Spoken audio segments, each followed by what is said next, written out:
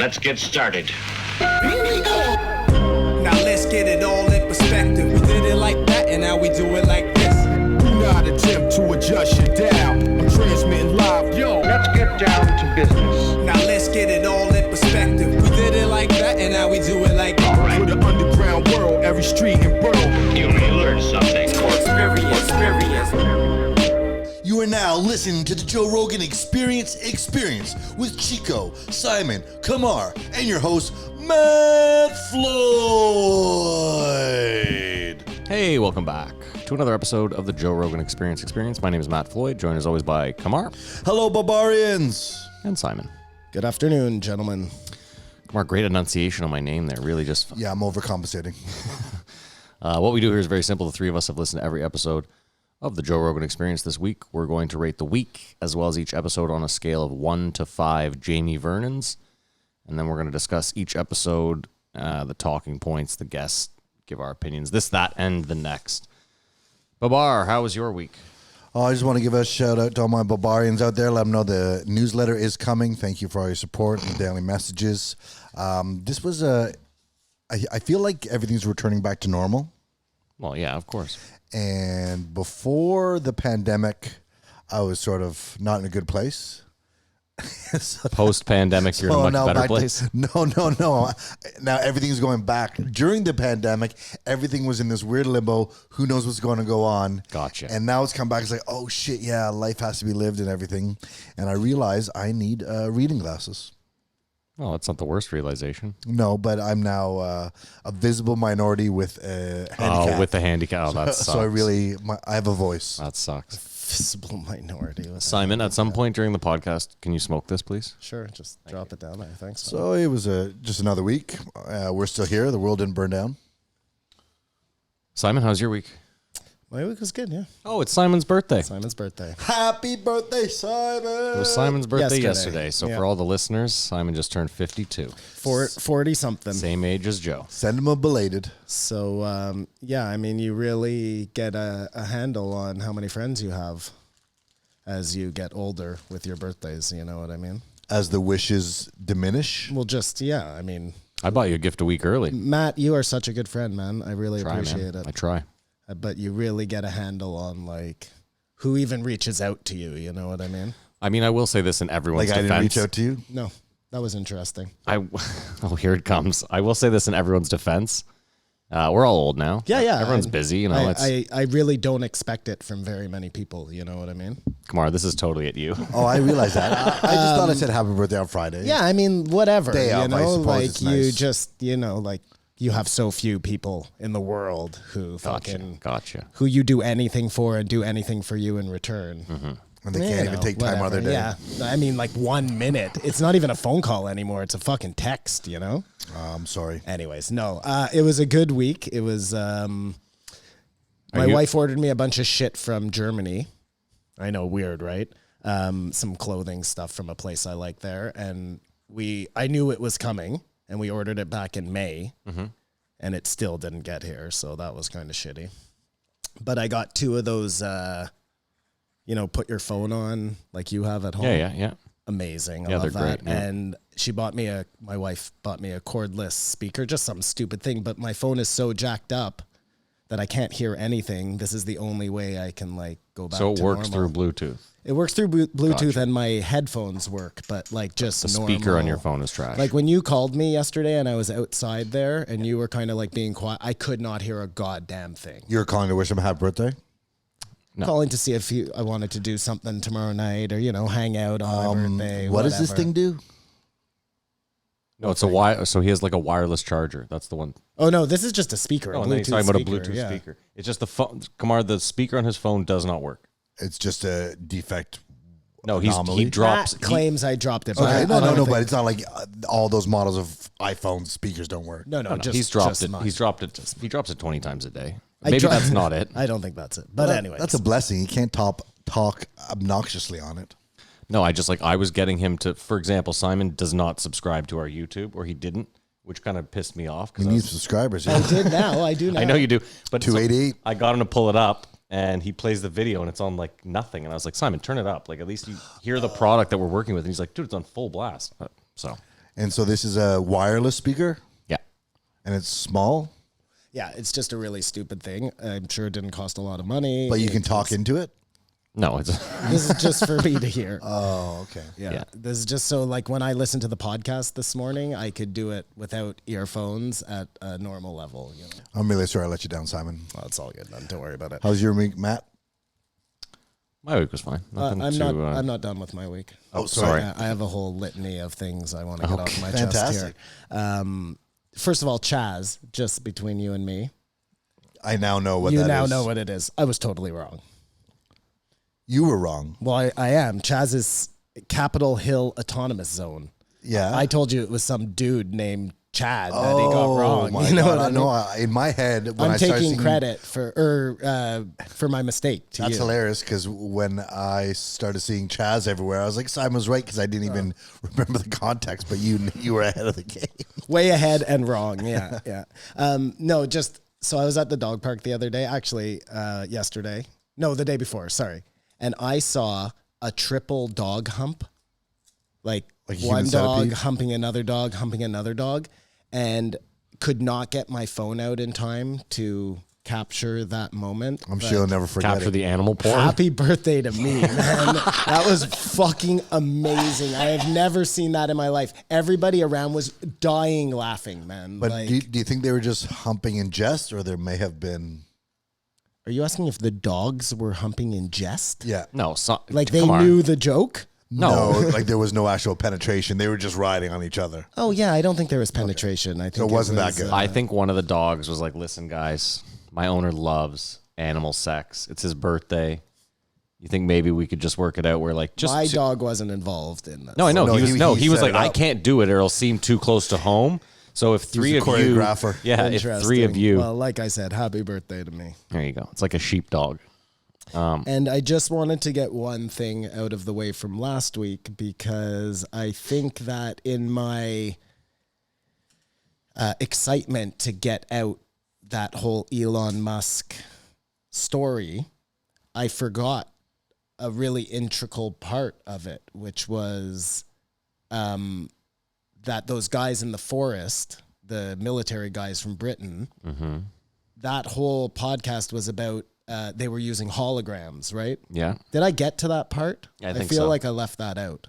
I think you left it out, but I had already heard your. You had already heard it, but for the listeners out there. I feel like you mentioned holograms. So that's why Elon now, who had been sending all the satellites to space, is able to beam down the hologram. It's the You know what I Oh, really no, like? You mentioned the hologram. I did? like. Okay, perfect. I like that in a 3-hour episode, the three of us probably fuck up anywhere between 10 to 50 pieces of information, and we never ever come back and fix any of it. You this week though felt the need to be like, just so everyone knows, I don't think I was clear on my Elon Musk alien hologram theory. I got home and I was like, I feel like I left something out. You were like, they didn't buy into it as much as I thought they would. Well, you guys had already heard I'm it. sure there'll It be a was, myriad of emails thanking for the clarification. Yeah, for sure.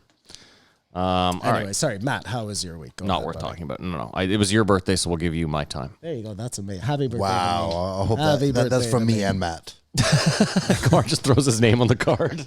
You don't mind if I do this, do you? Co-sign. Yeah. Okay. I'll take that. Connor. Thanks, buddy. I guess you want to go over the guest, Kamar?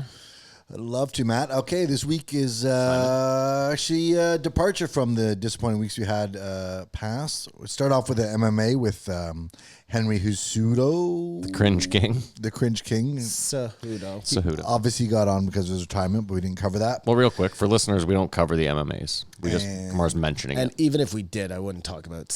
What did you call him? Cejudo. Cejudo. Which is actually a better name. Cejudo. Our week started off with, I feel like it's Return of the King, 1488, Andrew Schulz, followed up by one of the most iconic bodybuilders of all time, 1489, Ronnie Coleman. Then we had an interesting podcast with 1490, Jimmy O. Yang. And we finished off with Bill fucking Bah, 1491. Old Billy Big Tits. Billy Red Tits. All right. I guess we'll rate the thing. Simon, you want to go first? Seeing as your birthday. Okay. So What was that, Kamar? I got too I'm aggressive. going to come full circle on my life here because I started out thinking that I didn't like Andrew Schulz. Yes. It rubbed me the wrong way for whatever reason. Too cocky? Maybe. I don't know what the deal was, but Hold on. I'm going to cut you off right away. Okay. If you're going to go full 180 on Andrew Schulz after this episode, you and I have a problem. I've come around a bit, and that's fine. Wow. I think we're going to get into it this week, boys. All right, go ahead, Simon. I'll let you finish your fucking stupid thought. And remember, you're rating the whole week right now. you know that you're still insulting me on my birthday, right? No, We're 1 day removed, but you get a 2-day buffer zone of... what are we, 16? I made this up right now. Rules are rules. I should get veto power over every argument today. All day and day. Not happening. Anyways, what I was saying, Matthew, before you interrupted me with your Rudely. demand that I watch how I rate the week, is that I came full circle on Schulz. So you're back to hating him. No, I'm... Full circle. Sorry, a full 180. On to me. Gotcha. Total 180. Yeah. I very much like him. I think he might be one of my favorite guests of the year for sure, but I just dig him, man. I think we'd be friends, as Kamar always says. Mm-hmm. I really like how he does the... Oh, well, we'll talk about it when we get We're to still him. waiting for you to rate the week, bro. I rate anytime the you want to week- take Andrew Schulz's dick out of your mouth, we'd I love to hear rate your the rating. week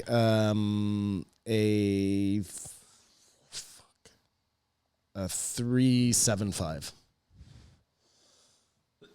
Come on. I rate the week a 4. Oh, strong. I'll go 3.5. It was a good week. It was a great sandwich, Which is surprising but from us because of the comedians. The innards were lacking in substance, and that third podcast. I mean, we're gonna get there, but we're gonna get there, man. You're going to have to I'm gonna have to really watch how I fucking go about this. That's what I thought. But we're gonna get That's there. what I thought. Oh, okay. I don't even know what you guys are talking All about. week but I've been okay. fretting it. Fretting what? Are you talking about Jimmy O Yang? Is that who the issue's I with? believe that was the third Let's podcast. just start with the Get good there stuff. when we get you know there. what's great about this week, and this is one of those weeks where this kind of comes into play in the rating, is sometimes you get the best podcast last or third, and you know we are not able to give it its just because we've already done 2 other maybe shitty podcasts before. This week we get the best right at the beginning. Oh, I knew you'd be all over that, and so did the Reddit board. Well, there you go. I'm predictable if nothing else, Kamar. Well, just everyone was like, if Simon doesn't get his 5, I don't know if life's worth living. Anyway, Simon doesn't give out 5, so don't hold your fucking breath. It'll people. be something good, peeps. You don't have to worry about that. Anyways, yeah, you want to... Everybody rated it? We rated the week. We're waiting for you to dive into To it. start it up? Let's do it. So what was the number? 1488, I'm going to say. Andrew Schulz. Am I wrong? Am I You'd right? be correct, sir. 1488, Andrew Schulz, as I said before. And if we just wanted to start where they started right away on Tom Hanks. Just right out of the gates. Yeah.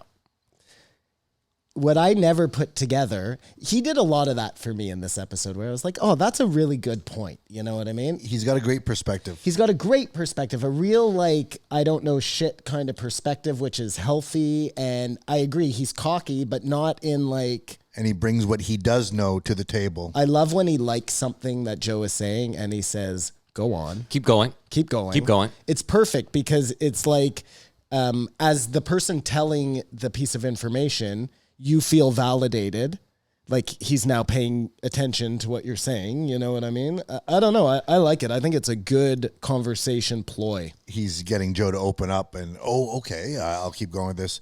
I'll just say right off the top, the first strange thing is I guess Joe has stopped testing people Oh, yeah. who come into the show. I think Joe has stopped believing in COVID, period. He can't come out and say it. I mean, Bill, it gets interesting for 1 second We'll there, get but there. we'll get there. Yeah. But Schultz was like, do you have it? He's like, I don't know. I think I got, like, I was just surprised at that moment when he was admitting that he's not longer testing. I guess they were starting to add up. Can I have the lighter back there, man? Yeah. Thanks, buddy. Sorry, come on. Go ahead. Well, I was just saying that he was maybe the first guest who has not been tested in studio. As before, weeks prior, Joe was having everyone tested. Yeah, before the show. no, I am. Yes and no. We know like at least twice he forgot to test the people. That's true. One of them, he much more stopped the precedent. podcast to test them. At which point I was like, "Well, this is futile, Joe. Now you're just spending $200 for nothing. You've been sitting across from the person, And you've got the doctor sitting there just outside waiting. And the whole point about that is it all happened live. I mean, not live because they edit the podcast. They didn't need to include that in. I don't know why. Do you know what I'm saying? Like, why? Just give it some You know terroir. what? I'll say this though, Simon. There's stuff I've left in this podcast that I easily could have edited out, and I left it in to give it some realism or make people feel like maybe they're seeing behind the curtain a little bit. I don't know. Just like think about it. Remember, there was the week where Kamar was like, "This is the Joe Rogan Experience with Simon." I could have easily edited that out. That's the easiest edit out ever, but it was a fun reaction. All of us being that like, shit's funny. I get it. This isn't funny. This is wasn't making funny. it look like Joe either is super careless or doesn't give a fuck or it "No, just, hold on. You could put on Jamie. Super careless or doesn't give a fuck." He took the time and the money to actually test people that were coming in. He forgot one or two, but give the guy some credit. This is coming from me. What I'm saying is he was running a pretty tight operation there. Yeah. It was, making, there was and then he just missed, like, Yeah, but it's like you said, he stopped believing. I know he came back from Vegas. No, I'm just saying they should have just taken that out. I don't care what Joe does. I don't test. I don't give a fuck. But if you're going to like make a point about telling everybody that you're testing on the podcast and then you missed the one, just don't include that. And we don't know. And we think you're still diligent with what you're doing. Just you know? a technical production flaw. What I'd like to know, I think so. What I'd like to know is how many people, or if anyone, went, tested positive, and then was told to leave. I don't think so. Well, I don't think so either, but you would never know. That's not like I doubt Joe would bring that to light. I mean, unless who knows? Because he likes privacy. Who knows? But what's interesting is the last time we had Andrew Schulz on, I think it was in the spring around St. Patrick's Day, I remember. Wasn't it him and Charlemagne together? No, he came on again after that, I believe. No, I think it was No, the I other think way. it was I him and think he went Charlemagne. on, I think and he then- went on and then he brought Charlemagne on. And then he's gone off and he's just flourished and he's come back king of the world. Yep. Because one of the neat things is he still has not put out a comedy special, a proper special. Yeah, but again, he's gone a different route, so I don't think he cares about a special. I think he's making enough money off just releasing. Like, he releases to me, I don't know, I guess not a shocking amount. A lot of the videos he releases are a lot of crowd work and stuff. No, but right before the pandemic, he was getting ready to shoot his first special. Yeah. Because remember, he was saying this thing, I want to earn these people's attention for an hour, and he finally built that up. But he's doing amazing. And he's in that air where he's fearless. He's not editing himself at all when he's talking. Yeah. Or thinking about Yeah. what's coming out of his mouth. I think that's like great. some guests may or may not. Do you know how I look at a special now, Kamar? And I'm going to make a weird parallel here. I look at it like skate videos. So like, Absolutely. You remember back in the day, it was you had a part. That's what they called it. Your part, because it was part of a whole video, right? So they worked like 2 years tirelessly to release a skateboard video, and that was like the pièce de résistance, whatever.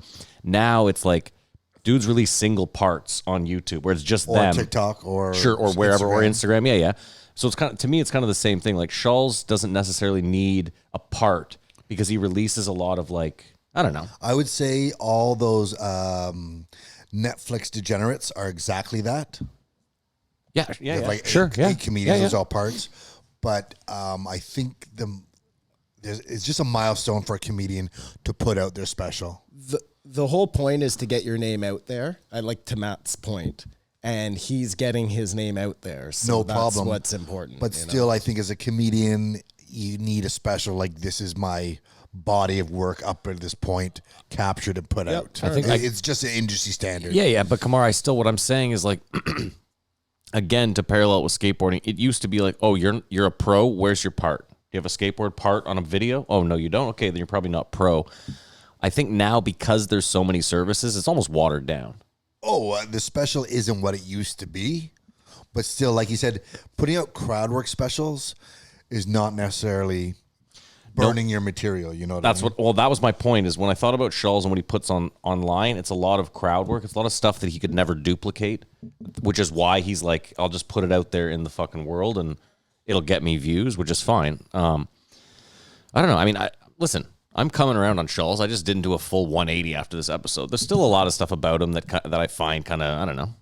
And listen, I'm a piece of shit. I don't think Schulz would like me, and he'd probably be right not to. So let's get back to Okay, the fine. meat and potatoes. So they start with the Tom Hanks.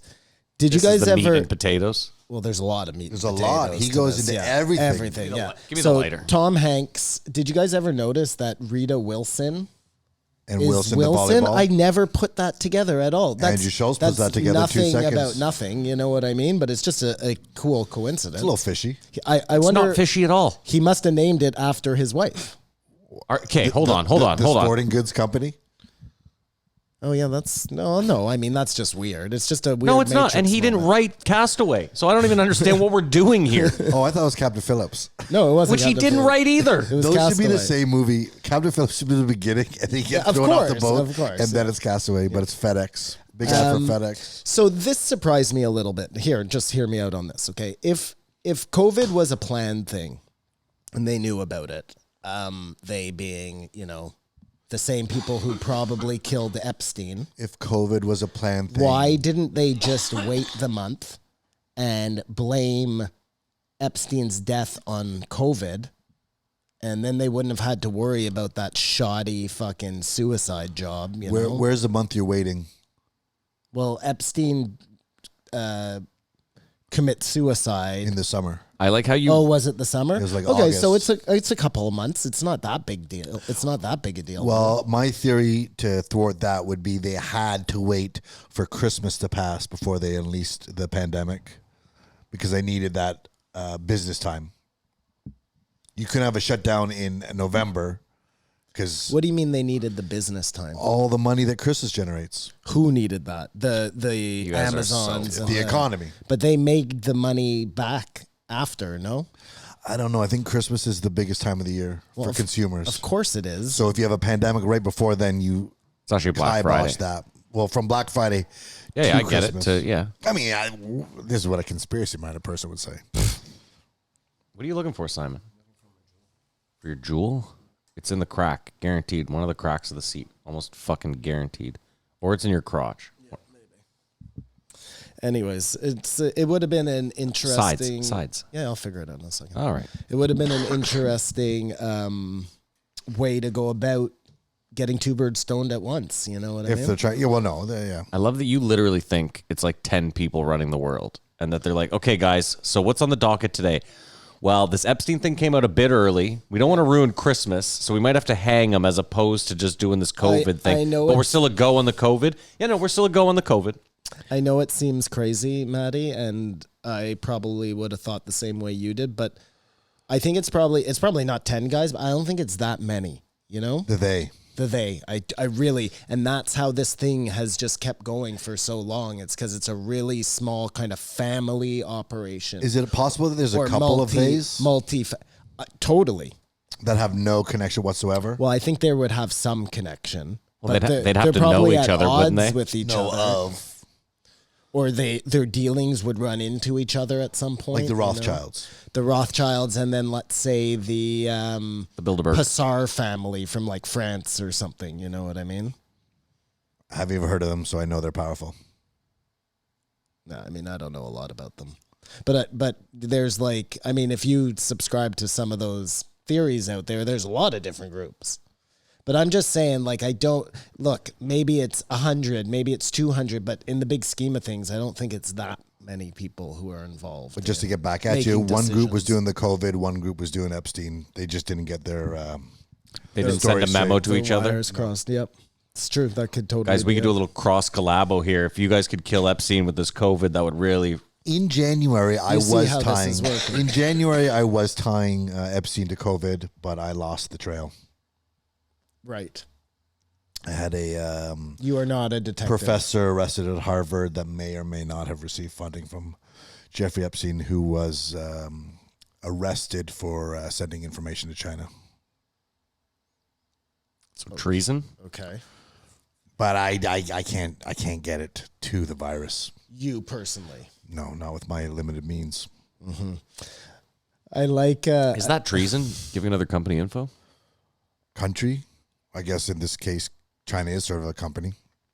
Sorry, so. country, not I company. believe so. I believe so. I think it's absolutely treason. think now I have to Google it. It's espionage. So I think it's espionage, actually. what's his name? Schulz made an interesting point, which I think I've made a couple of times on this podcast, which is religion is like the new science. And if you don't believe in the science, you're a heretic. The same way if you didn't believe in the religion, you're a heretic. I just think it's an interesting... He said the quote about 1, 2, 3 religions, right? 1, 2, 3 religions. If you have one religion, you're oppressed. If you have 2 religions, you have war. If you have more than 2 religions, everything works out. There's balance. I didn't remember him saying that. That's interesting. I think That couldn't be him who said that. No. That's, He was boring a line. Yeah. Weird. So treason in the dictionary is the crime of betraying one's country, especially by attempting to kill the sovereign or overthrow the government. However, treason against the United States shall consist only in levying war against them or in adhering to their enemies, giving them aid and comfort. No person shall be convicted of treason unless on the testimony of 2 witnesses to the same overt act. So, no, I don't think it would fall under treason. It would, yeah. I lost the dissent anyway, so no charges will be forthcoming. So Schulz was saying he was teasing Lex Friedman at the Comedy Store one night. That sounds funny. I love when he called it Lex on this one. Well, they're so lucky they weren't live, or both their phones would have blown up. By Lex himself. 100%, yeah. Guys, I'm calling. But yeah, and as they point out, though, you even though Lex is a nerd, he's sort of a silent assassin. Like, I'm sure his jiu-jitsu is on point. He's Russian. As the intelligent perfectionist he is. So do you guys want to play the same game they played out, which was, okay, so by accident, you throw a baby into a fan. What do you do? I think you call the authorities right away. Right away, and you just claim it was an accident, and you see what happens. Matt? Of course. The second you try to cover it up, you're fucked.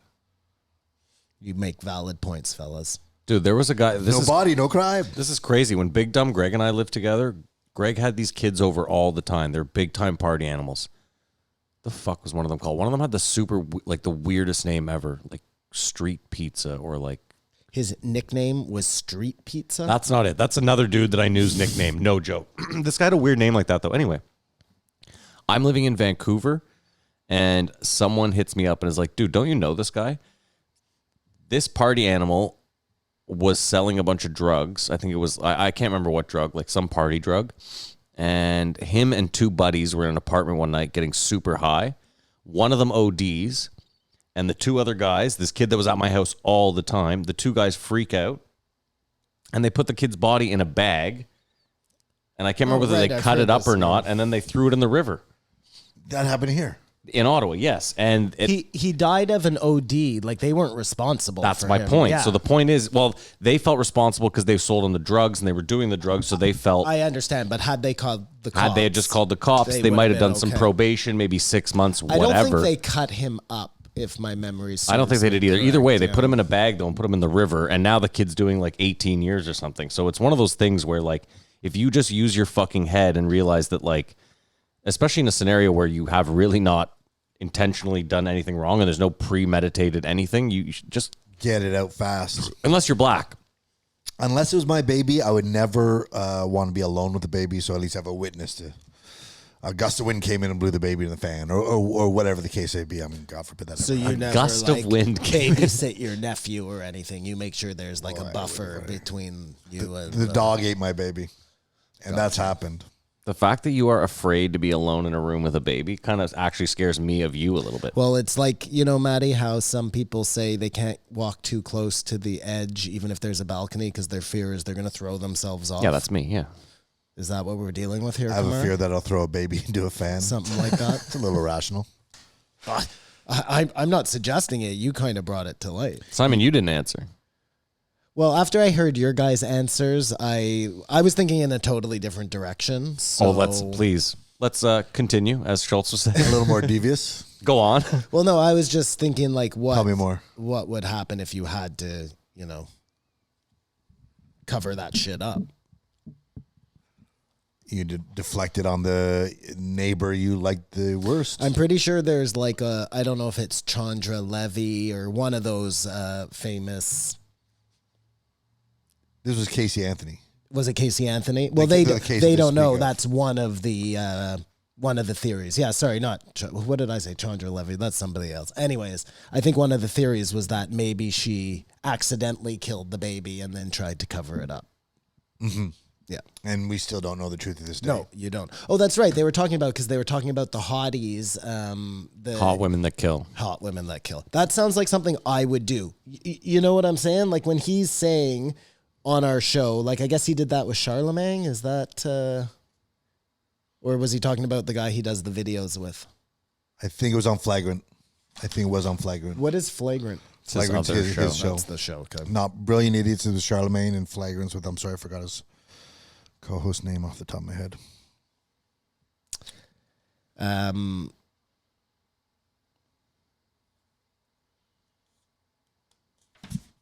And then, of course, they started. Sorry, I just got lost in a thought there. I could tell. You can jump in anytime when that happens. Will do.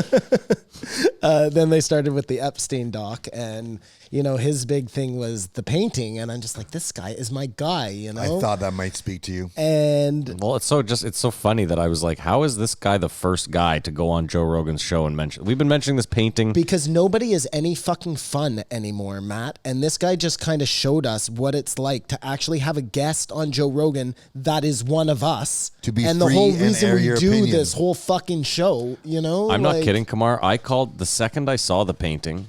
I called Simon and was like, "Tell me you finished." Immediately, I hadn't even got there yet. Like, But he says to me, I go, "Have you finished this documentary?" He goes, "Yeah, I'm pretty much done." And I go, "The painting." And Simon goes, "What painting?" And I went, "Just call me back in like an hour." Like that's how I know. That's why I know we're friends, man. It has to be a because we Matrix moment. share a really like similar sense of what's funny in the world. And he sort of gave the same synopsis on the whole documentary that we did. Well, he said the same thing about the painting too. He's like, Epstein isn't even the fucking. Well, Epstein isn't even the crux of the painting. He's like a side piece that just like in that alien ship. That's the best too. And he's Well- like, "Dog, look, he's there. He's the alien." Yep. And if we really want to kind of look, she was inside. If we believe what she said, and the only reason I really do believe what she says is because it's so fucking crazy. Epstein is not he is not the cog that runs this fucking scam. You know what I mean? Ghislaine is, obviously. And the guy under Ghislaine, Wexler, who is the dude who gave him the house, right? The $7 billion house or $1 million house in... New York City. No, I think it was L.A., wasn't it? Let me tell me. Anyways, it doesn't matter where it was. Can I tell you what really fucks me up when I think I about found this? my Joe. Oh, there you go. Excuse me. What really fucks me up is that, like, I think about the Manson guy and how it took him so long to write that book because he didn't have all the info, nor would all the info have been available at the time. And I think about this documentary. I'm like, this guy died, what, last summer, you said, Kamar? Yeah. Like end of last summer? Yeah. So we're not even a year out of this guy's death. And they've already put together a full documentary covering. Seems like they had some stuff going maybe from the day he was arrested. No, but it really wasn't. And again, if we want to go back to like that documentary, and I feel for these ladies, these girls who had this shit happen to them, but this wasn't a documentary to tell you stuff about Jeffrey Epstein's case. This was an opportunity for these women to tell their story. But it, like Schulz was saying, it almost seemed like this documentary was an attempt to make Epstein appear like he was everything. Even though the painting told the other story, all these other people just got duped by him, and it's all Jeffrey Epstein. that which is an interesting juxtaposition. I'm sorry, Kamar. That would be the point, right? Like, But then, hold on. if you weren't the center, you want these girls to think you are. My question though is like, why even show the painting in the documentary, especially if you're not going to dive into it? I don't think they knew exactly what they were showing. I don't know, man. There's a lot of eyes They on were that too thing into before. the documentary at the time to realize that They painting itself is a documentary in itself. They thought they were just getting like some good fodder for their show. They didn't realize that this girl was like laying it all out on the line, you know? Very interesting. I don't know. I could totally be wrong. Like this painting could mean fucking nothing. He could be in a UFO because this girl is crazy. You know what I mean? But no matter what, I find it interesting that he is like way off and she's in the middle as a lizard person and Wexler is like the grand wizard underneath. And then, like, frankly, the guy who drives the FBI school bus with the antlers is closer to the middle than Jeffrey Epstein is. I mean, I think we need to stop for a second and recognize also that judging by this woman's art, which we've spoken about before, it looks almost as though she painted this thing in a fucking trance. Possessed. So the argument of like, well, an artist would put Epstein at the middle if he's in the, that can kind of go out the window. Like if your mind is just doing whatever, then maybe who's where doesn't really matter. Let's just play devil's advocate on that one for a sec, right? Because your mind would just fucking, like, think about all her other paintings. They all had purpose. They all had really good composition. They look, you know what I mean? They're more technical than emotional. It just seemed like this. Well, maybe you're right. Maybe the emotions, but again, I think that plays into the subconscious kind of taking over. And I agree. I don't know. I don't know, man. I can't speak to that lady's intentions while she was painting. All I can do is give my opinion on what I think that painting is all about. And I really think that the more I think about it now, the more I think like, yeah, he was the one who got fucking caught. He was the one who got whatevered. You know what I mean? She's still free. But he's not just there. a patsy. That's the thing. We know that this is deeper than, we know that this had, somewhere along the lines, there was fucking like Mossad involved. You know, this went deeper than just some weird pedophile ring. This was a honeypot of some sort. There's no doubt about that. We're just not sure who was running the pot or how many like governments or groups had their hands in it. You know? The biggest thing is a lot of the media bearing the story gives us an idea who's involved without saying who's involved. Right, absolutely. Absolutely. Schulz made another good point where he was Schulz, sorry. I'm going to call him Schulz forever. I don't think that's ever going to change. He made another good point where he was like, why are these kids now being used as spokespeople, the Greta Thunbergers, whatever her name is? And it is a good point. Like, you put these kids up and then you can't, like, it makes you look shitty when you try and tear them down, even if they're have terrible opinions or opinions you don't agree with. It's just like another layer of insulation to get out these messages that may not be accurate. I believe he said that it's the same reason why Candace Owens is experienced success, right? Right, because you can't. You can, but again, you look like a bully. Or a racist. Or a racist. Yeah. Or a misogynist. Or whatever. So she's got a couple she's bases got a couple covered. of things going. Yeah. No, I mean, it would be the same kind of thing that I guess like a Shapiro could hide behind in a way, you know, because you could always just claim anti-Semitism. When he called him autistic Adam Smith, I nearly fucking shit my pants laughing. When he was making fun of Shapiro, I was dying. He was killing it, Yeah. and Joe laughs at everybody, but I thought it was just way more genuine laughs. Oh, for sure. Joe was almost like, I can't believe sure. he just said that. It was just real refreshing. I feel like you had an amazing agree-a-thon with Andrew throughout the podcast. We shared. I'm starting to feel like lot. you took your pants off halfway through the podcast. We shared a lot of moments for sure. Listen, I heard a crazy conspiracy this week. Fuck. No, you know what? We'll Save it for the post, Joe. I got it. Yeah, forget that Flush for a it out. second. Save it for never. But they were talking about like the silence about the pedos. You know what I mean? How this stuff is happening and nobody's talking about it, which is something we've talked about a lot. And just how there are so many guys. And when I started thinking about it, like Woody Allen, for example, that's a really good, like, that guy did something that was really kind of gross. But because he makes Kind of gross. in some, I was being facetious. Okay. In some people's opinion, not mine, I don't like his work particularly, but he's a genius.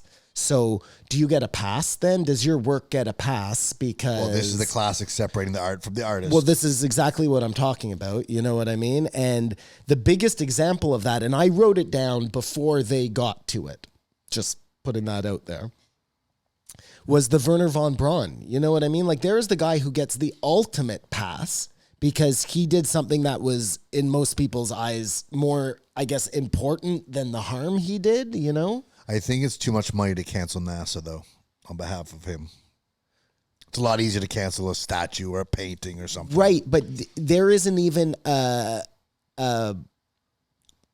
I'm not saying to cancel NASA, but they could certainly they could certainly disavow this guy and be like, look, we Disavow. Sorry. didn't I say disavow? I said disavow. Disavow this guy, and not, it doesn't mean we didn't get to the moon, you know? I think it's probably too late to have done it, and now if they bring it up, then it creates way more outrage. I'm super surprised that this isn't a way bigger point of contention. You feel like you talk to the normal person, like, what? They don't know what the fuck you're talking No about, one has first of any all. idea. Even more to that point, Kamar, if you want to take this one step further, is Wernher von Braun, terrible guy. Like Joe said, this guy was like, he would be tried for war crimes now. He would be put to death. He fucking killed, personally had Jews killed, you know? About as they go. Best friends, Walt Disney. That's a They made a problem. movie together to try and get, I've been through this multiple times, to try and get people used to the idea of going to space. This is built into the fabric of our culture. So by that rationale, you'd have to cancel Disney. Or at least be aware of what the fuck is going on. I am not at all saying to cancel anybody. I don't think we should be going back in time. And I realize canceling you're not a things. canceller. But you're we just should looking at it. we should be made aware of who Walt Disney is. Why are we still hiding the fact, or Wernher von Braun, or what we were But built let me ask on, you this. know? Like, but let me ask Disney you this. doesn't want that out there. I was just going to say. Why is it up to But hold on. Disney? No, but even then, what I'm saying is like Disney doesn't. It's not like Walt Disney, the person, is the face of Walt Disney. It's just a name at this point, and it's Disney at this point. It's not even Walt Disney. Like, think about that. They've even separated themselves from it's Disney. It's no longer Walt. Well, that's it. It's not. It's What if Epstein owned Ben and Jerry's? Ben and Jerry should not be in business anymore. what if he owned the whole thing? Epstein's ice cream. We're making a fictitious company, and they're still going strong. Do you How good is cancel Epstein ice cream? How good is the ice cream? Excellent ice cream. Not good enough, man. Better than Haagen-Dazs. What do you mean not good enough? I mean, can that ice cream be good enough that the replacement, like, this is a person who killed 1 million Jews? What I'm just saying is the business can continue. I don't understand. It's not like the ice cream has the blood of Jews in it. Like, what are we doing here? Well, I don't know. Okay, so that's a good question. It is. This is what they were talking about. So let's just play this out for a second. Let's try. Volkswagen, okay? Volkswagen, yeah. is the car for the people. Yeah. Those people were the German people. Yeah. That slogan is a Nazi slogan. Yeah, but not only is it a Nazi slogan, it's a like we're trying to get the master race slogan. That's Propaganda. the people they are talking about. Sure. Simon, I mean, you have to realize that, like, there's a lot of fucking, there's, like, most of the banks are connected to the Nazis in some way, shape, or form. Yeah, well, I know. Yep.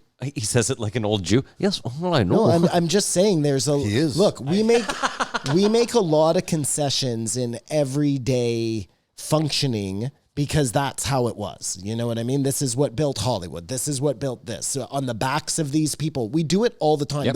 The railroad, this is what they're fighting for right now. Maybe we're Black not, Lives Matter. Maybe we're you not know? there yet, though. Like right now, they're canceling Christopher Columbus. In 20 more years, Disney will have his day of reckoning. NASA will have his day of reckoning. Interesting. I don't know if they're going Polanski, like there's another perfect example. Like some people still stand up for that chronologically. guy, So, Simon, well, let me ask you a question. which 'cause has nothing to do with Jews. I personally have never given a shit about going to space. So for me, the idea that the Americans would bring over this terrible Nazi just because he might have been good at rockets is extra fucked up for me. But you, however, I feel like you care a great deal about space exploration, going to space, putting people in space, figuring out what's out there. So the real question is to you, as a Jewish man and a lover of space, someone, well, no, but you know what I mean? I do know exactly. So what the you question to you then is really how, like, What do you feel outweighs what? Yeah, I think it really depends, and this is a problem because we're not going to know the answer anytime soon, I don't think. But it really depends on whether or not the Cold War and the race to space were they doing that just to beat the Russians? Was it way more complex than just a pure... my point being, if they weren't racing the Russians, could we have just waited an extra 2 years and got there on our own? But because we were racing them, they had to make these concessions of working with the Germans in order to beat the Russians.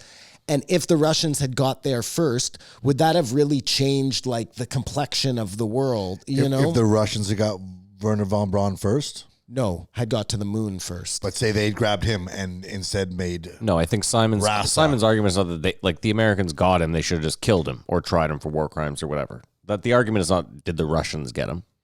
It's just, should they have dealt with him at the time? No, more what I was getting at was... I know what you're getting at, yeah. If the Russians if they get there before we do, is that really like was this all just a publicity thing, or was it really like... We believe it. A lot of it was publicity. They're going to control... The power is going to shift if they can get there first. They're trying to raise the morale of the Americans. Simon, I think this is the problem. This is the real problem. So they get this guy. They know he's a genius. They know that he can help their program. Think about it like this. If they've for all intents and purposes, they believe they've toppled the Nazi regime. So they can take this guy back to their country and basically make him a prisoner, a comfortable prisoner though. Yep. So not a prisoner in that he's in shackles or behind bars. He can operate within the U.S., but he can't, he's going to be watched forever. Like, do you think honestly that they brought him over and there weren't eyes on him at all times as well? I assume there was. I'm not sure. I think just having the way it played out, I think he had free reign to do whatever the fuck he wanted. But go on with your little explanation. Yeah, it's not an explanation. It's a thought experiment. I mean, you could argue that, again, if they're going to just keep eyes on him, then what the fuck difference does it make? You might as well keep the guy alive and use his brilliance for your own good to further. There's that argument, which I think. But what irks me is that why have him in the public eye? This is what I'm getting at. He's like, why have him as a mouthpiece? Why have this guy, just have some other American scientist read what he writes? Because I think he wrote his own deal. And I think he was way more in charge than you think. And in order for him to, I guess, not, I don't know, murder himself or something. I don't know what his leverage was. How powerful do you feel if you are as bad as you were in Germany, doing all this ruthless stuff, and then you get a golden ticket and come over and you're head of the biggest space organization? You feel pretty good about yourself. Well, yeah, and I think the way this guy was able to write this ticket is he probably had inside info from whoever was giving the Germans their inside info. So let me ask you that would be too. Their greatest fear, the Americans. So let me ask you that too, Simon. So let's say early on in the war, the Americans capture Wernher von Braun. And they give him a sweetheart deal, but in return, he gives them all sorts of Nazi strongholds. Is it worth it? I'm asking you at what point, you know what I mean? No, maybe this guy, the same maybe question I asked. maybe the sweetheart deal this guy got was because at the end of the day, maybe he gave them a ton of shit, a ton of shit. Possibly. Again, that's what you hope. Just seeing the way it all played out, with him kind of running his own show and doing whatever the fuck he wanted. It was all about this race. For whatever reason, they needed to get there before the Russians did, and they were willing to fucking do a lot of shady shit to do it, man. And again, it might be because they needed to get there first, because whoever they were meeting there, it was whoever gets... No, I'm being serious here, man. I know you are. Whoever gets there first is the ones who are going to be in the conversation. And if you don't get there, you're not in the conversation. I love that Simon thinks that aliens came down, spoke to every world leader and was like, hey guys, guess what? We're up here. There's a race to the moon. First one to the moon gets to talk to us. Kind of like that. I mean, not quite so simple, but kind of like that. But just back to the point we were making before, because they brought up, Matt, was that guy who invented the nitrogen extraction thing, and then it ended up who got the Nobel Prize while he was simultaneously... The Hober method, killing tons of Jews. Here's the weird thing, though. I might have tuned out for a second while they were talking about this. So he invented the method that we still use to this day, which is what got him the Nobel Prize. Did he actively go to the Nazis and say, you can change this and then it will... Or I don't know, or if it was just used, like Because if it was an innocent if it was just victim, used, you know? how is he He's the not. guy? He's not. Yeah, he wouldn't be, I guess, at that point. Yeah, it seemed They very were odd. asking... No, the Germans just did it. They just figured it out. They were they can asking do. where the Germans got all their... Like, how are they so advanced? Yeah. And this is where I think, like, Hitler... Well, and Goebbels, all of those guys, Gimmler, they were all working with the Wills Society, which was like this older group, and they believed in like occult stuff. That's where all of that comes into play. That's why Hitler had all those like people looking for the Grail, and that's why they went to Antarctica or the Antarctic, and they did all sorts of weird shit during the war when they should have been busy fighting and planning their attacks. They were off looking for like magic rings and shit. But Yeah, well, the I leader don't was know. hopped up on methamphetamine. there is something to be said. Like, they were so advanced. They were designing UFOs. They were talking about time travel. Like, they were really doing some really fucking weird shit. You can't be creating a UFO. At that point, it's an identified flying object. No, just using the same kind of... Sure. They actually have something that looks very much And like you said, you can't cancel math. You can't cancel math. You can cancel a song or you can cancel a painting or whatever, Right. if you want to, but it's already there. So I guess that's our conclusion, that they can't cancel what we use so importantly. Mm-hmm. And Adidas was also another one of those. Adidas and Puma. And Puma, I guess. And Hugo because Boss. he sold Hugo Boss. rubber to the Nazis, right? That he had a tire factory. That's why I think that's the story. That's why was they rubber were of some able sort, to yeah. make. But like Doc Martens were the boots of the Nazis. You're also forgetting, though, that is how capitalism works. Yeah. At the end of the day, it's not supposed to matter. It's, you need this? Well, I make that. So a lot of people got rich off war. I get it. You can sit there and be like, well, they shouldn't have sold it to the Nazis, but that's kind of how, unfortunately, it's a gross part of business. Again, Matt, I wasn't suggesting that I know. Adidas go out of business. I was Maybe they should. suggesting that maybe it's just my job or someone's job to at least bring to light it out. that these people, this is where they come from, you know? I mean, I think we all wake up in the morning knowing that we're gonna rub hands with fucking at least 100 products that are probably really gross. Yeah. In how they were procured, made, how you got them for so cheap. Well, I mean, what were we talking about the other day? Nike and... I was talking about your iPhone. Oh, no, your iPhone. But no, I was just even saying Nike, like, supported something, and then they're even just making their shoes, they're so compromised by Chinese, like, slave labor. You know what I mean? Yeah, it's tough to say Black Lives Matter when, like, your shoes are made by Asians that you don't give a shit about. This is what I'm saying, yeah. Hogan's Heroes, that was another example of, like, back in the day, that was a show all about the Nazis, you know what I mean?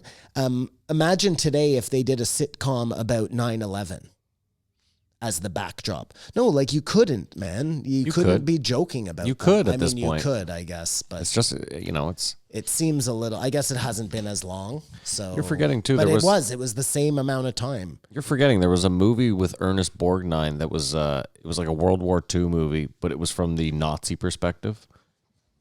But it was from the Nazi perspective of like someone who wasn't like they weren't a Nazi, they were just fighting because that's what people were doing, and they were fighting for Germany. You know what I mean?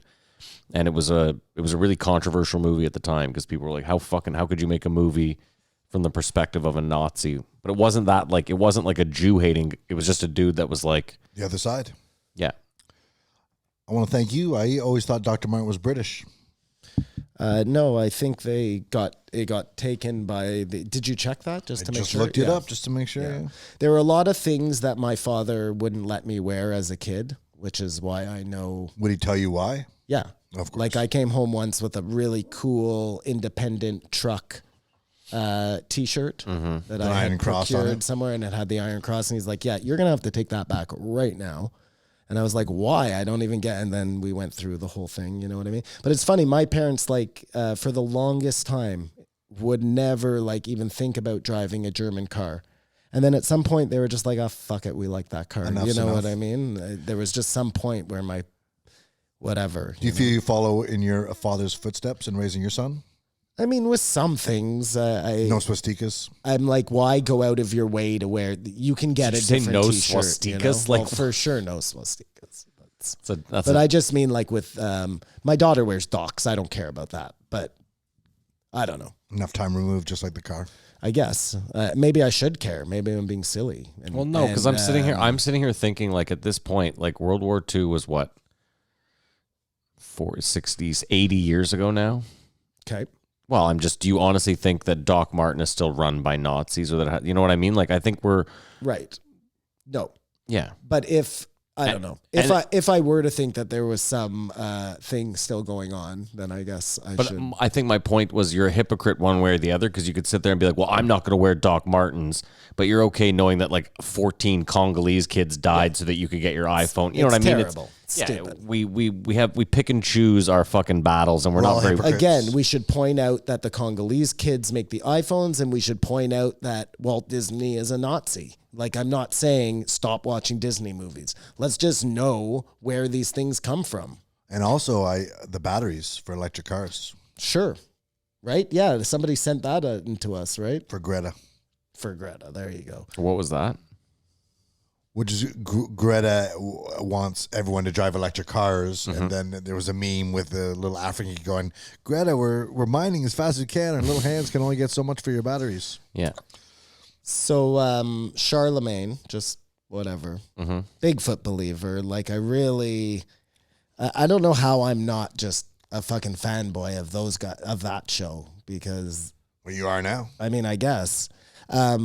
But yeah, it was nice to get a little bit of Bigfoot talk on Rogan again. Usually he's just absolute dismissive, but I felt like when he found out Charlemagne, I know he knows this because they talked about it, but Joe forgets things all the time. He's got a lot going on. But during this conversation, there was such a great Joe Rogan quote where he says, yeah, chimps eat the fuck out of monkeys. Like, just that quote is amazing, man. Joe Rogan. We'll get on the board. But he makes a good point. Like, you know, we know that in that time when they could have come from over on the land bridge, the ice bridge, I mean, it could have been a very like Yeti type creature.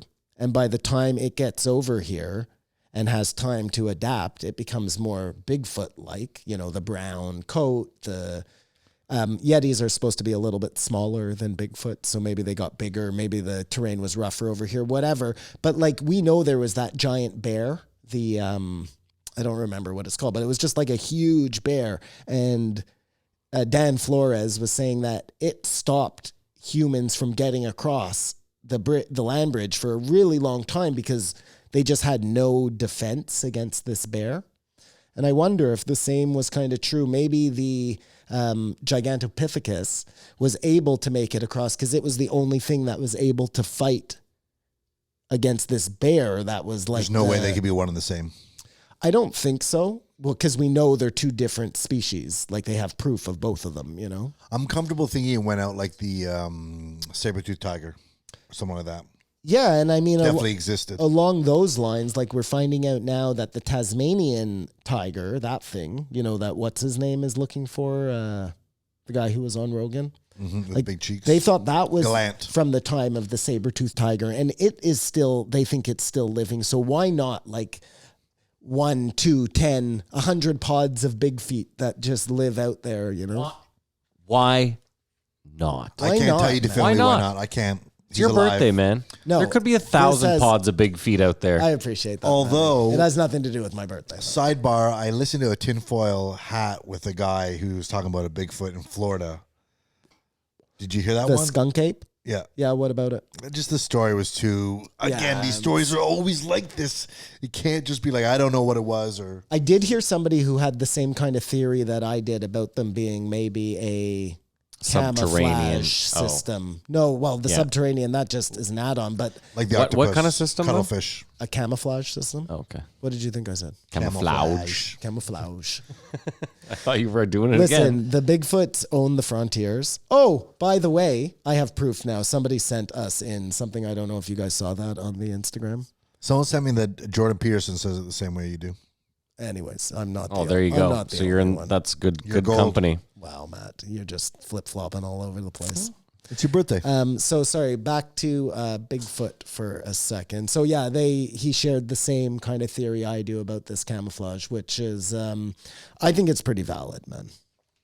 I think it would make a lot of sense as to what's happening out there, why we're seeing evidence of them, but you're never getting clear pictures. I mean, anyways. I wonder if this, I mean, I know now Joe is stuck at home for a long time because of COVID, but hearing Schulz talk about going to the pyramids and then knowing that Joe, I know I've talked about this before, but the most giant pyramid fanboy and has never been to Egypt. My excuse, besides that I hate flying, I would go if you could get me on a private jet and you could supply me with security. Joe could have both of those Now things. he's $100 million man. Yeah, there's no reason why he shouldn't go. He could have before, man. And you know what? Joe had, it's too late now because John Anthony West is dead. But he had an open invitation from that guy to be taken around Egypt by the guy who knows the most about Egypt. You know, I really, like, Joe missed the boat there. I think man. I think he likes speculating a lot. The best line from that though was the reason why I think aliens built the pyramids is because Cairo's a dump. I mean, that doesn't make There's no way the same people built the things. That doesn't make any sense. Cairo is a much newer. Doesn't matter. Well, wouldn't they have the foundation of whoever built the pyramids? Wouldn't it be the city of the future? What do you mean? Cairo's a dump. Cairo could have been built way after. Well, it was way after the pyramids. Okay, were then we made. just have this weird thing of you having engineering, construction genius that degenerates. Yes, that's our contention. But it usually doesn't work that way. No, it doesn't. That's our contention. But there's not usually also giant natural disasters, these floods that wipe out half of civilization. You know what I mean? And knowledge. Well, that's the whole point, Kamar. Although I use my argument, some of the buildings we built today make the pyramids look like pieces of shit. Just a super elevator system and what have you in these new buildings of today. I mean, I know we've talked about this before, but I really wonder, A, how much information was lost when the Library of Alexandria burnt down? And how much of that really was never lost and is sitting right now in the basement of the Vatican? And like your questions about like how did they build it are right fucking there. In an you know? airtight That glass. nobody's ever going to goddamn see. And then one day there's going to be a giant fire and it's all going to disappear. And then it's, you know. I don't think it'll help us. Simon, I really hope to God that you end up in a last man alive scenario where you get all your answers. Like a Tandy type scenario where you can like just fucking you'll just figure it out. Okay. At Tandy, are you talking about that show? Last Man Alive. Yeah, Dude, Last Man on Earth. That's a really funny show, right? Yeah. It gets no play. No, it doesn't get a lot of play. Yeah, I thought it was really funny. I mean, the first season especially where he's like trying to kill himself by driving the course. car into he's fucking hilarious. Will that Forte, dude. yeah. Will Forte, yeah. Do you know that show, Kamar? No. So he's, Last man. Yes. I've never watched it. you pulled the Tandy like they do that whole That's what I thing. said. Yeah, Tandy. Yeah. She's really funny too. They're all funny. The whole show's funny. Yeah. Who is the girl though? It's from Mad Men, Kristen isn't it? Shaw or Oh, she's hilarious. But then is that it's her name? also January Jones. January Jones. yeah. She's so hot. So hot. She's so hot in Mad Men. She plays such a horrible character. You Yeah. hate her so much. And I would eat her hot. ass Powerful. after hot yoga. She's insane. What else were they talking about here? Nothing. We got to move on. We've given Schulz 1 hour. Oh my God. Oh, he could have got 3 hours. So, Well, really, His So episode much was more. 3 hours. What we're going to talk about every single we No, know what we do here. We're not, but let me I at was least on his see dick what we're missing. from the last time. Simon's gotten on his dick now. You're holding back. Is there any reason why? I'm not holding back on shit. I'm still not sold on this guy. There's still What do we need to close this deal? You're not closing any fucking deal. Well, no, I'm not going to try to take my time to convince you to like Andrew Schulz. I'm just wondering if there's something. Listen, hold on. I really enjoyed this episode. Thought it was a very enjoyable episode. Am I going to, like, I don't know. There's still something about Andrew Schulz that just, I'm not there yet. I would just see if we could pinpoint it. It's all right. I It's don't all know. right. Take your I don't time. know. We'll get there eventually. I couldn't tell you right now. You know, just before we get off of him for a second, when he was saying like, so there was a huge uptake of serial killers in the 80s. Uptake. That's when it got big. And the 60s and 70s especially, was when they were running all those acid trials. And you're just like, holy shit. Like, was there just a lot more tie-in like Manson? Were they just doing this a lot? And seeing what happened? And this is why we ended up with like... But how do you explain serial killers after the 80s then? How do you explain them in the 90s and the 2000s? Well, that's the weird thing. I was just thinking in my head, it seems like they've decreased. Well, because they stopped running all those trials. So you got the people who were fucking brainwashed, let's call it, and they ran their course all through, and everybody else who are coming now are like legitimate psychopaths that had, or they're still running it on a much smaller scale. They got the info they needed and was like, this isn't going to work. These people get totally out of control, you know? But it's like we went from a transition from serial killers to just mass shootings. Well, in again, this common age. that's their new, okay, let's just say for argument's sake that they're using these same kind of acid mind control trial type situations on the serial killers to discredit the black movement. With now they change it to school shootings, things like that, to discredit whoever they're trying to discredit. Like, imagine if it's just the exact same fucking ploy, and they were like, okay, we see that it doesn't work with the serial killers because they end up like the Unabomber, you know what I mean? Where they go too far. Or Manson, where they have their own purpose. Or Epstein, for that matter, where it's like he was too into the honeypot, where he was supposed to be running the honeypot. He was like... Never get high on your own supply. Exactly. I've said it before and I'll say it again. I much prefer a creepy serial killer over just a sloppy mass shooting. I guess it reads Kumar likes a better. good backstory. I don't know, man. I really like this episode. Not one point where you could be like, he's out to lunch. He doesn't always talk about. No, and there wasn't even a point. Usually, I would like his shit, I guess, but he would piss me off. But I liked him. It was like he was willing to listen. I liked it. He's earned his cockiness, and he does so many podcasts, i.e. The Brilliant Idiots and the Flagrants. Like, he is excellent in doing media. So, well, he's a very good talker. Yeah. I mean, he talks for a us living. to shame. He talks for a living. Absolutely. Rate it. Okay, I give it a 4. The political stuff, everything he came out of his mouth was hilarious, candid, honest, and like you said, he can change his mind. Yeah. I give it a 4.5. That's the Simon's highest rating ever. Rarefied air. Yeah, this guy goes from hating him to giving him the highest rating ever. I like that though. That to me signals growth in Simon. Thanks, No. man. It's okay. That's because he didn't call you on his birthday. Yeah, that's true. Yeah. He's got a lot of makeup work to do. This guy's really a lot fucking of ball sucking. just paddling up fucking stream here. I give it a 4. I thought it was a great episode. We have an agreement. Oh no, 4.5. 4.5. No. Outshining us. Yeah, that's fine. Simon's allowed to, for once, give a fucking good rating. All right, let's move on. All right. Well, next, so that was the bread on the outside of the sandwich, the great bread and butter that makes the sandwich good. And then we're getting the filler here. So Ronnie Coleman, he was okay. I mean, he's a good guy. 1489 Ronnie Coleman. Well, yeah, I thought this was going to be to appease you at first. What, to have an African American on? And a cop. And a cop. Well, Okay. but I mean, I think Joe found that out in the interview. He didn't I know that. almost, Yeah, I almost no. feel like Coming that in. was the case. Yeah. But I thought this was an answer to your call for help with Joe having more of a sensitive thing, but no, it had nothing to do No, with that. nothing at all. And I was wondering if you were screaming at ever, ask him about his problems with racism and bodybuilding or something like that, if you wanted to speak on that, because I know you made a point of it last week. The whole time I just kept thinking, sorry, Matt, is that it should be an MMA somehow, you know? Well, I mean, he never fought, so No, I get it, but it was like too. It was dry. well, when you look like that, I don't think you do get in many fights. no, probably He not. is so unbelievably big. Simon had like a news anchor slip up there where he would have gotten fired. This guy's so unbelievably black. Black. Sorry, he's black. What?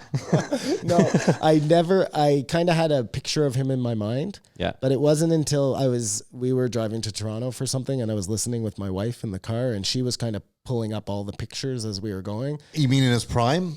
Yeah. His veins have muscles. He is so big. He is so big. It's 294? That's nuts. Well, and I like how it took the whole podcast to get to steroids, where he was like, yeah, we all do them. That's just part of it. Nobody could be this big without steroids. course. Like, Yeah, what are you, fucking nuts?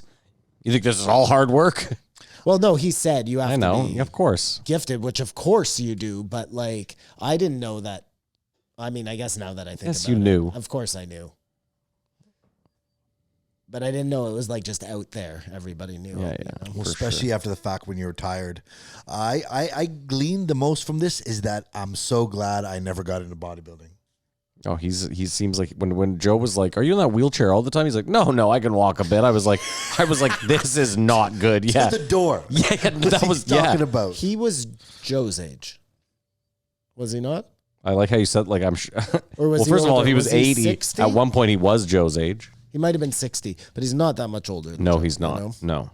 And his life as a normal human being is over. Well, this is what I mean. And he was like, I don't even know. I mean, again, though, listen, there are so many people that make those sacrifices for fame. Yeah, he's fortune, 56. Whatever. There. So he's like 3 years older than Joe. Yikes. You know what I mean? There's so many football players that have minds of mush that are Joe's age. Same thing.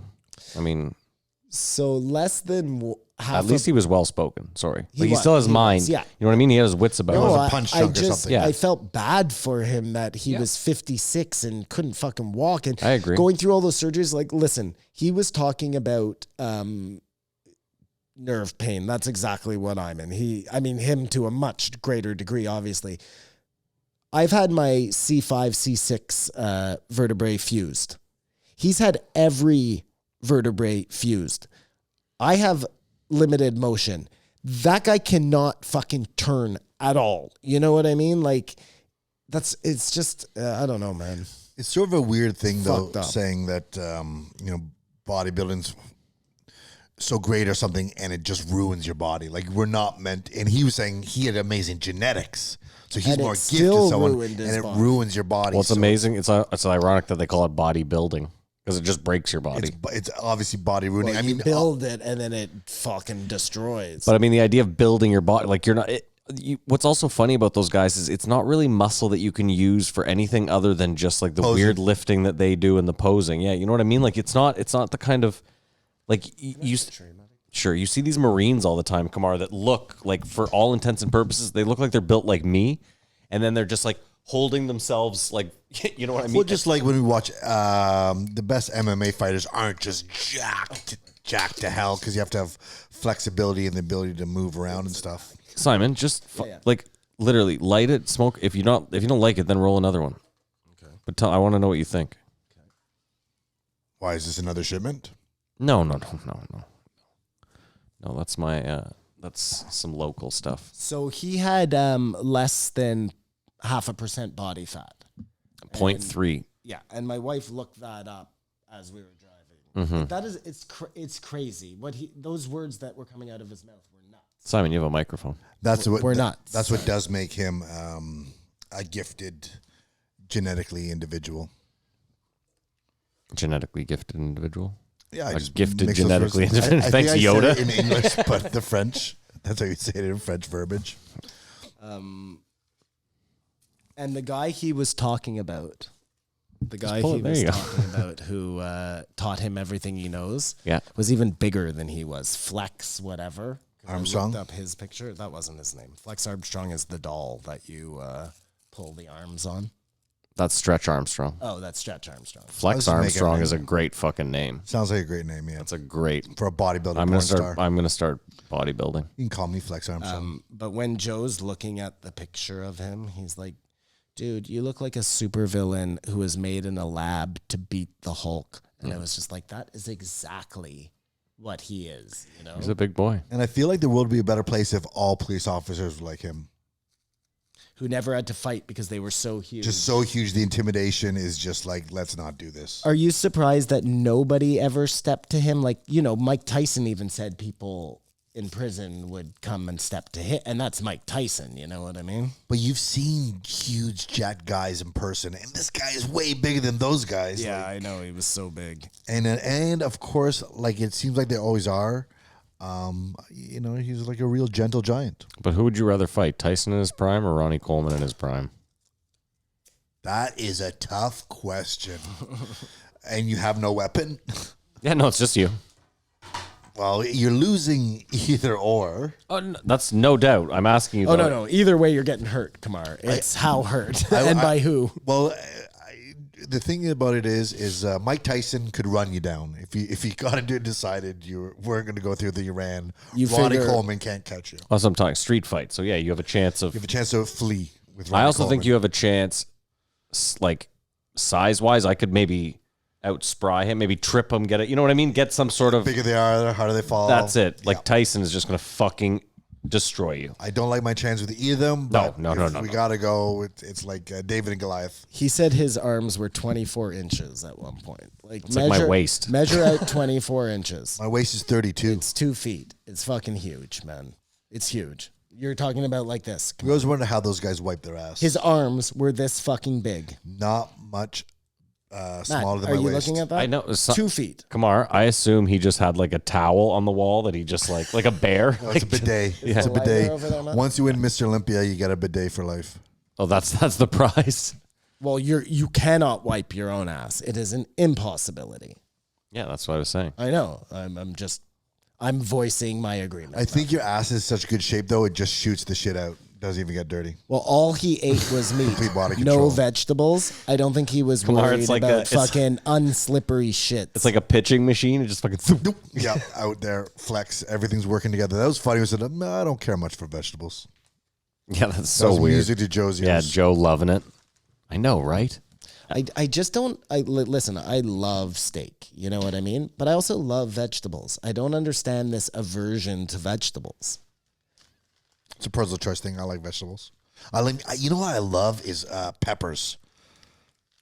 Bell peppers. Bell peppers, orange pepper, yellow pepper, but just crisp, Not cooked. maybe with some hummus. Yeah. It just it tastes so full of life and delicious. I always find. So something. No, am I alone? Dude, I'm just laughing at the way you became you're so you passionate. became so passionate and animated about hummus. about I ate some peppers. with hummus yesterday, and I enjoyed it. And I mean, that's where me and Do Ronnie you like green divert. peppers?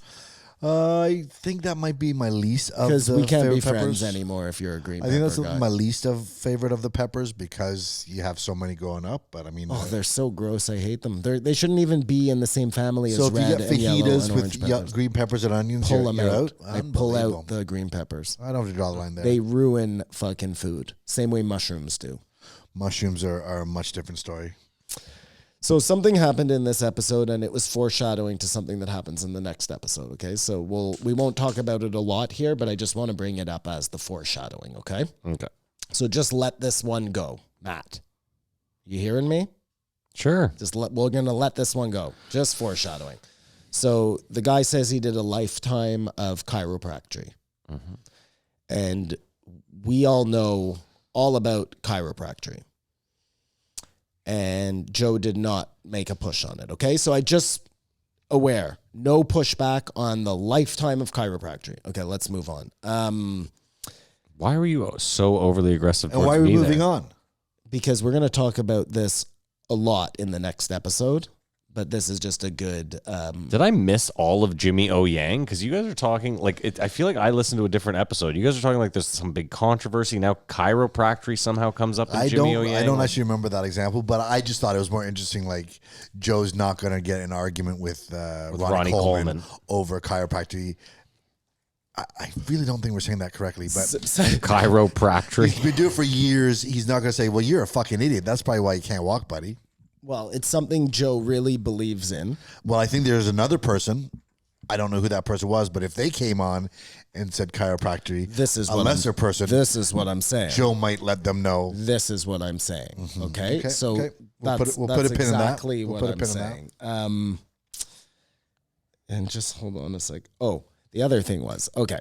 So this guy said he had to have like an ungodly amount of MRIs. He's a big boy. So big. They make special machines just for Larger people. But like, imagine if he had to get into a normal MRI. It's impossible. It couldn't happen. Not in his prime. Anytime, man. I don't know, Simon. I don't know. I'm I not think, a doctor. Listen, I think you hate the space so much that when you're in an MRI, you know what I mean? You build it up in your head that it's so tight. For sure. And also, like I told you, I have to go to a special place where the machine is even bigger and it's still small. But they were telling me about a different machine for people who are like morbidly overweight or Obese. Yeah. And they have to stand while it's done, and it's like a corral that goes around them. You know what I mean? So there are ways out. I'm sure he could, now that I think about it. But even then, I was just thinking about the last time I had an MRI, and I'm like, as big as Ronnie Coleman is, he could probably fit in a normal machine, realistically. But yeah, I mean, maybe. I don't know. I don't think in a normal, maybe in the ones I go to, the jacked up version.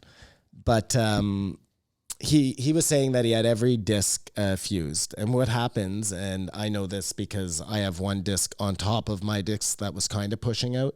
And they were like, this is going to push the other one now. That just happens. It's not something we can avoid. They're not made to be fused. And that's just him. Like, one was always pushing another out of place, so he'd fix one and then another would get fucked up and he wouldn't stop working out. Like, dude, he was only 56. Well, yeah. I mean, and the weird thing is, he fell into this because he just wanted a free gym membership. Right. And then became a millionaire. It was all about the money, obviously. But then you ask yourself, like, okay, so here's a question for you guys. Do you think this guy has broken his body? It's done. The same way a football player would break their body. Do you put more, like when you see a football player broken, but you're like, okay, he gave us a lifetime of football, blah, blah, blah. He was amazing, whatever the case. Whereas Ronnie Coleman, amazing achievements, but in bodybuilding. So you're like, I don't know, is it less because bodybuilding isn't as important as football? You know what I mean? I don't know if when I die, I'll be looking back on all the people who entertained me and being grateful of the sacrifice they made. Mm-hmm. Yeah, I think he's asking now if you're grateful sitting here now, alive. when you look it at, won't change then from now. To me, I'm like, oh my God, you did all of this to yourself and it was bodybuilding. I'm like, I don't know. I look at it like risk for reward. The truth though, Simon, is you look back at the NFL Right. and a lot of those dudes that have terrible CTE ended up broke after the NFL. Yeah, it's a really hard situation, and he was making obviously millions of bucks. So. That would make this a lot harder if Ronnie Coleman was in here down on his luck. Yeah. But I mean, he can't enjoy any of the money he made. So, well, to say he can't enjoy it, he's comfortable in his income, in his uncomfortable. He's worth $10 million. I looked it up. Wow. So he's doing fine. There you go. And he's able to eat steak every day. And I believe he has children and maybe grandchildren. So unfortunately, he can't walk with them. Yeah. But he can enjoy them. And he said, like, he's a determined person. He will walk again. Yep. So, like I said, the thing that I got from this, thank God you didn't become a bodybuilder, Kamar, because you'd be 10 years away from being incapacitated. When he was telling the story about being a cop, and he was like, yeah, I only actually ever had to like get physical one time, and I pulled the guy and blah, blah. And then he's like, yeah, and he ended up with like a bloody nose and a broken mouth and a dislocated shoulder. And like, The one time. but I hardly even touched him, you know? But you know who this guy is. He's a cop. He's a bouncer at a bar or whatever. Like, you know this guy. You know what I mean? Yeah, and you used to live with him, Bone Crusher. Exactly. He wanted to be a football player as well. Yeah. So, I mean, he found his way. It's just, thank God it was only an hour and a half. Yeah. It didn't have to be I couldn't have 2 dealt with like hours. a 2.5 hours It of was this. so boring. It was so boring. He was very methodical in his delivery and stuff. But I wonder if, because you wanted someone to speak out about something, if Joe just shied away from No, I'm asking just any just done questions. with that. It's fine. Whatever. He's not going to do it. But do you think, like, you know how hot girls see the world differently or whatever? Do giant black guys see the world differently? I just think any giant person, it just must be different. Just sees the world differently because everybody is afraid of you. afraid of you, whether or but not you're right. nice. Maybe that's how black people feel. Like everybody is afraid of, these little old ladies for nothing when you're walking down the street. I don't know, man. It could have tied in with police brutality and what you think could be changed about the policing system. Nothing about that, just about this guy. Ronnie Coleman was saying, so he was doing those 800-pound squats or whatever, and then he felt something break, but then he finished his whole workout, even though he knows he's torn. Like that, I just didn't get that. I think that's Bill Burr was talking about that. We'll get But to that's that that like Jocko Willenick mentality of like, you never give up no matter what. Only quitters quit. Shut it out, get her done. I think it's ridiculous. Hey, the older you get, the consequences are. A lot of the stuff that Bill Burr talked about sort of made me think about this one, and we'll get there. Well, we will get there because that's pretty much all I had for our friend Ronnie Coleman. That's fine. Let's rate it and we'll take a break. We'll pay some bills. Perfect. We'll start with Simon. What do you rate it, Simon? I give this episode a 2. Kamar? I give this episode a 4. There's no fucking Wow. way. Really? You thought it was good. I thought it was good because it was so short. Okay. It was short, Interesting. and I forgot the cutest part about it was when it was like, oh yeah, I'm trying to sell a book. Like he was there to promote something, totally forgot it. Yeah. He isn't obviously orator or whatever you call like a Super nice guy, though. Like, seemed Yes, like salt of the earth. because it was short and sweet and reinforced me going, I made the right decision not to become a bodybuilder and it would have ruined my life. I Hold give it on. 4. Were you literally like thinking about becoming a bodybuilder? No, but now I can say thank God I didn't because I'd be incapacitated. But you know that you don't have the body to become a bodybuilder. Like this was never in the cards for What are you. you talking about? Never, Look at him. He's a stout gentleman. never. You keep saying thank God I never became a bodybuilder. This was never in the cards. for Thank you. God I didn't become a gym rat because I think he's a Michael Jordan. I'm sure there's thousands of other bodybuilders that never won anything whose bodies are now ruined. Do you think that had you been like a workout guy, Gym rat. you would be like one of these unsatiable guys who just needed to get bigger and bigger? Like, is that your personality, or is that what you're I worried think it all about? comes down to if you go on the dark side or the competitive side, and that means steroids, which changes everything: personality, mood swings, whatever. If I got into steroids, maybe I'd be Tiny balls. a huge piece of shit, back knee. You know what I mean? Well, back knee, huge piece of shit. I'd Back be- knee. If this guy was like, no, I never touched drugs, you're like, yeah, right. And like he was just honest and everything, and Oh no, he was so honest. just everything was fine with it. And if it was 2.5 hours, it'd be a 3 or maybe a 2.5. There was nothing wrong with this episode. He did a fine job. It just wasn't interesting to me. The only part that was that chiropractic, and only because it The links omission. in. Yeah. Well, I just kept thinking Joe was going to ask something about racism, and it didn't. And had he had, and it got into a full discussion, I give it a 2. Oh yes. And I Ronnie Coleman seems like a great guy. It wasn't really my cup of tea. I'm obviously 100 pounds soaking wet. So, Do you think that Joe had him on to do anything with her? I don't think so. I think it was a coincidence that he happened to be a cop and a black cop. well, he's promoting his thing, I believe, which he almost forgot, which I just find adorable and endearing. Yeah. Versus had he come off right off the top and mentioned 3 times, this would have been a 1 or Well, a something. better salesman probably would have done that. yeah, either way. He seems like a good guy. It just wasn't my cup of tea. Not even like a bad episode. I just, again, not really my thing. I think that's it. Simon, do you have anything else in closing for Mr. Coleman? No, I think that is it. I agree with you totally. I thought he was a really good guy and he did a good job doing what he did. It was so uninteresting to me. But did you guys by chance listen on a faster speed? I did, yeah. So it was like a 20-minute podcast. No, it wasn't. It's still 35 minutes. 45. No, I listened to it on 1.5. So Yeah, 1.5. 1.5, Kamar, is not double. Like double time cuts it in half, literally. Literally. So this is a third of the podcast. So it's still 40 minutes. 50 minutes. We're splitting hairs here. It goes by real fast. An hour and a half podcast flies by. Sure. All right. That being said, This one felt, even at 1.5 speed, this one felt birthday. like 4 hours. Yeah, that's true. all right, we're gonna pay bills, and we'll be back. Perfect. We'll be back.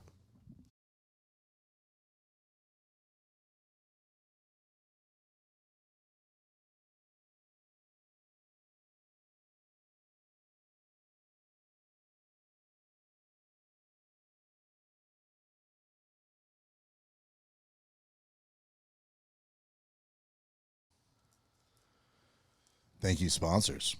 Yeah, thanks to Gatsby. Sorry, I don't have my book open here. And that's about the stock market, eh?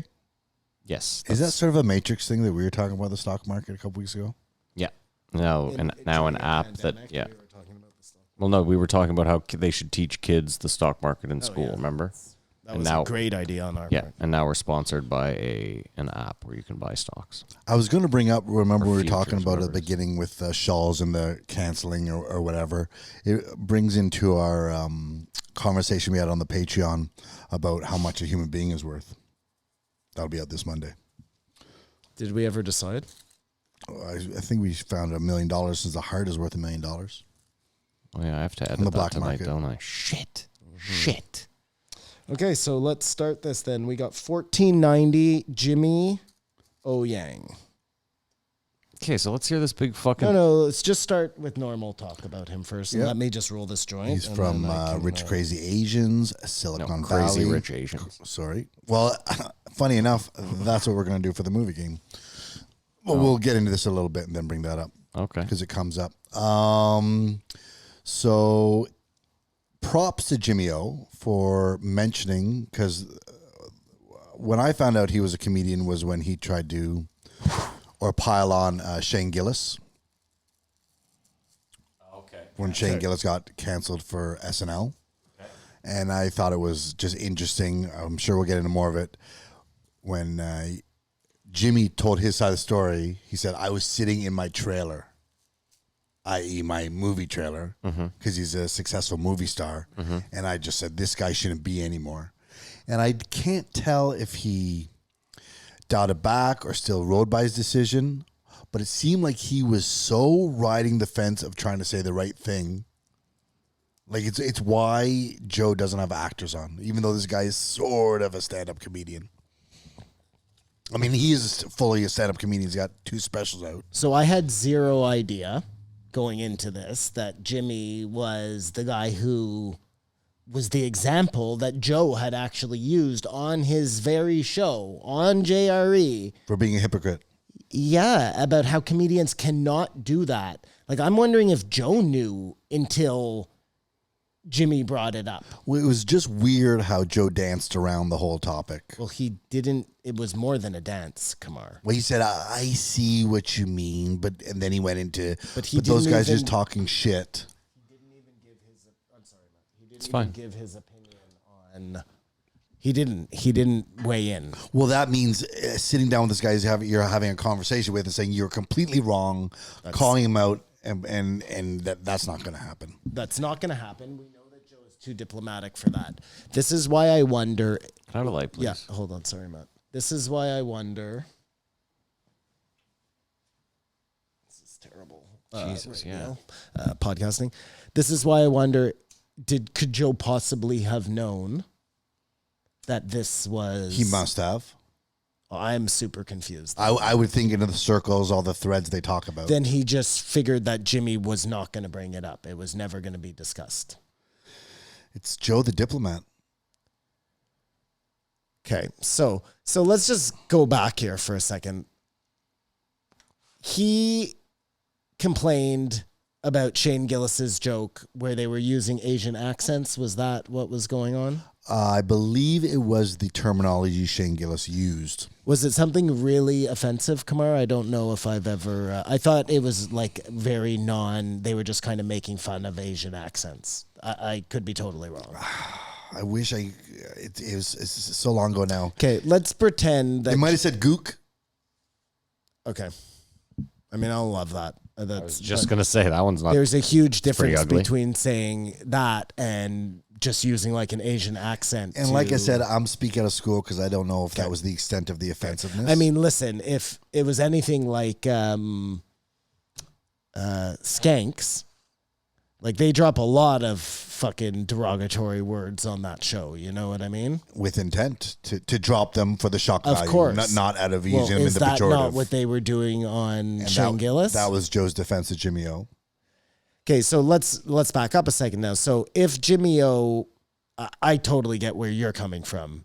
He decides to stand up from his trailer on Space Force where he's making millions of dollars. Or Silicon Valley, or whatever it was. Different, or wherever he was. Is it different if he's a struggling comedian? Then does he have the right to pile on Shane Gillis at that point? I feel he doesn't because he's a comedian, but if he was struggling, you could see more. It came from a place of, how can this guy be getting this if he's doing this? Does being a comedian, is that fraternity bigger than your race fraternity? Do you know what I mean? I think it was until like 5 or 6 years ago, because if you look on Facebook or any of these things, comedians are at odds. So Chappelle, when he accepted his Mark Twain Award, Can I have the lighter back? he said, he was like, I watch a lot of comedians, and he's like, some of them I watch and they say some racist shit, and I go, that motherfucker means that shit. And he goes, but I'm capable of going backstage and I can at least appreciate the craft of like what they're trying to do, How they got the laughs. whether they're a racist or not, something along those lines. I'm butchering this obviously, but I think there's something to be said that it's not all comedians that feel, I don't know. Well, it's just like saying all people. Yeah. It's too diverse to say this is how it is.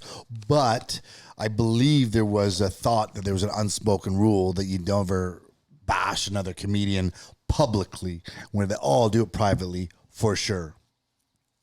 Yeah, it's the publicly that was the point. It's like he literally derailed this guy's career. I think he assisted in it. And assisted, obviously not single-handedly, but if he doesn't pipe up, if he doesn't pipe up as like the defense for the Asian actors out there, maybe Shane Gillis doesn't like get fucking roasted over the spits. I still think he loses SNL, but I totally agree with what you're saying. What I thought was funny is how much props Joe was giving Jimmy for his comedy. And when they were talking about comedy, they didn't mention Jimmy O always being at the Comedy Store, because he's more of an improv, Laugh Factory. So he's a successful comic, But he hasn't gotten past the Comedy Store he's yet. not in there. Yeah, his character on Silicon Valley is now I get it. He said that he put a lot of work into it and he made it more three-dimensional than it was at the beginning. It is a caricature of an Asian person.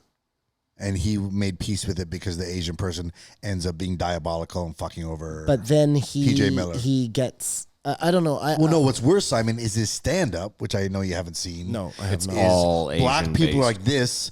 Could you imagine if an Asian did it, and he'll do his impression, because he can talk. What I found the most frustrating thing is the whole time he's talking, he goes in and out of a voice. You know, he'll be almost like a thug. You know what I'm saying?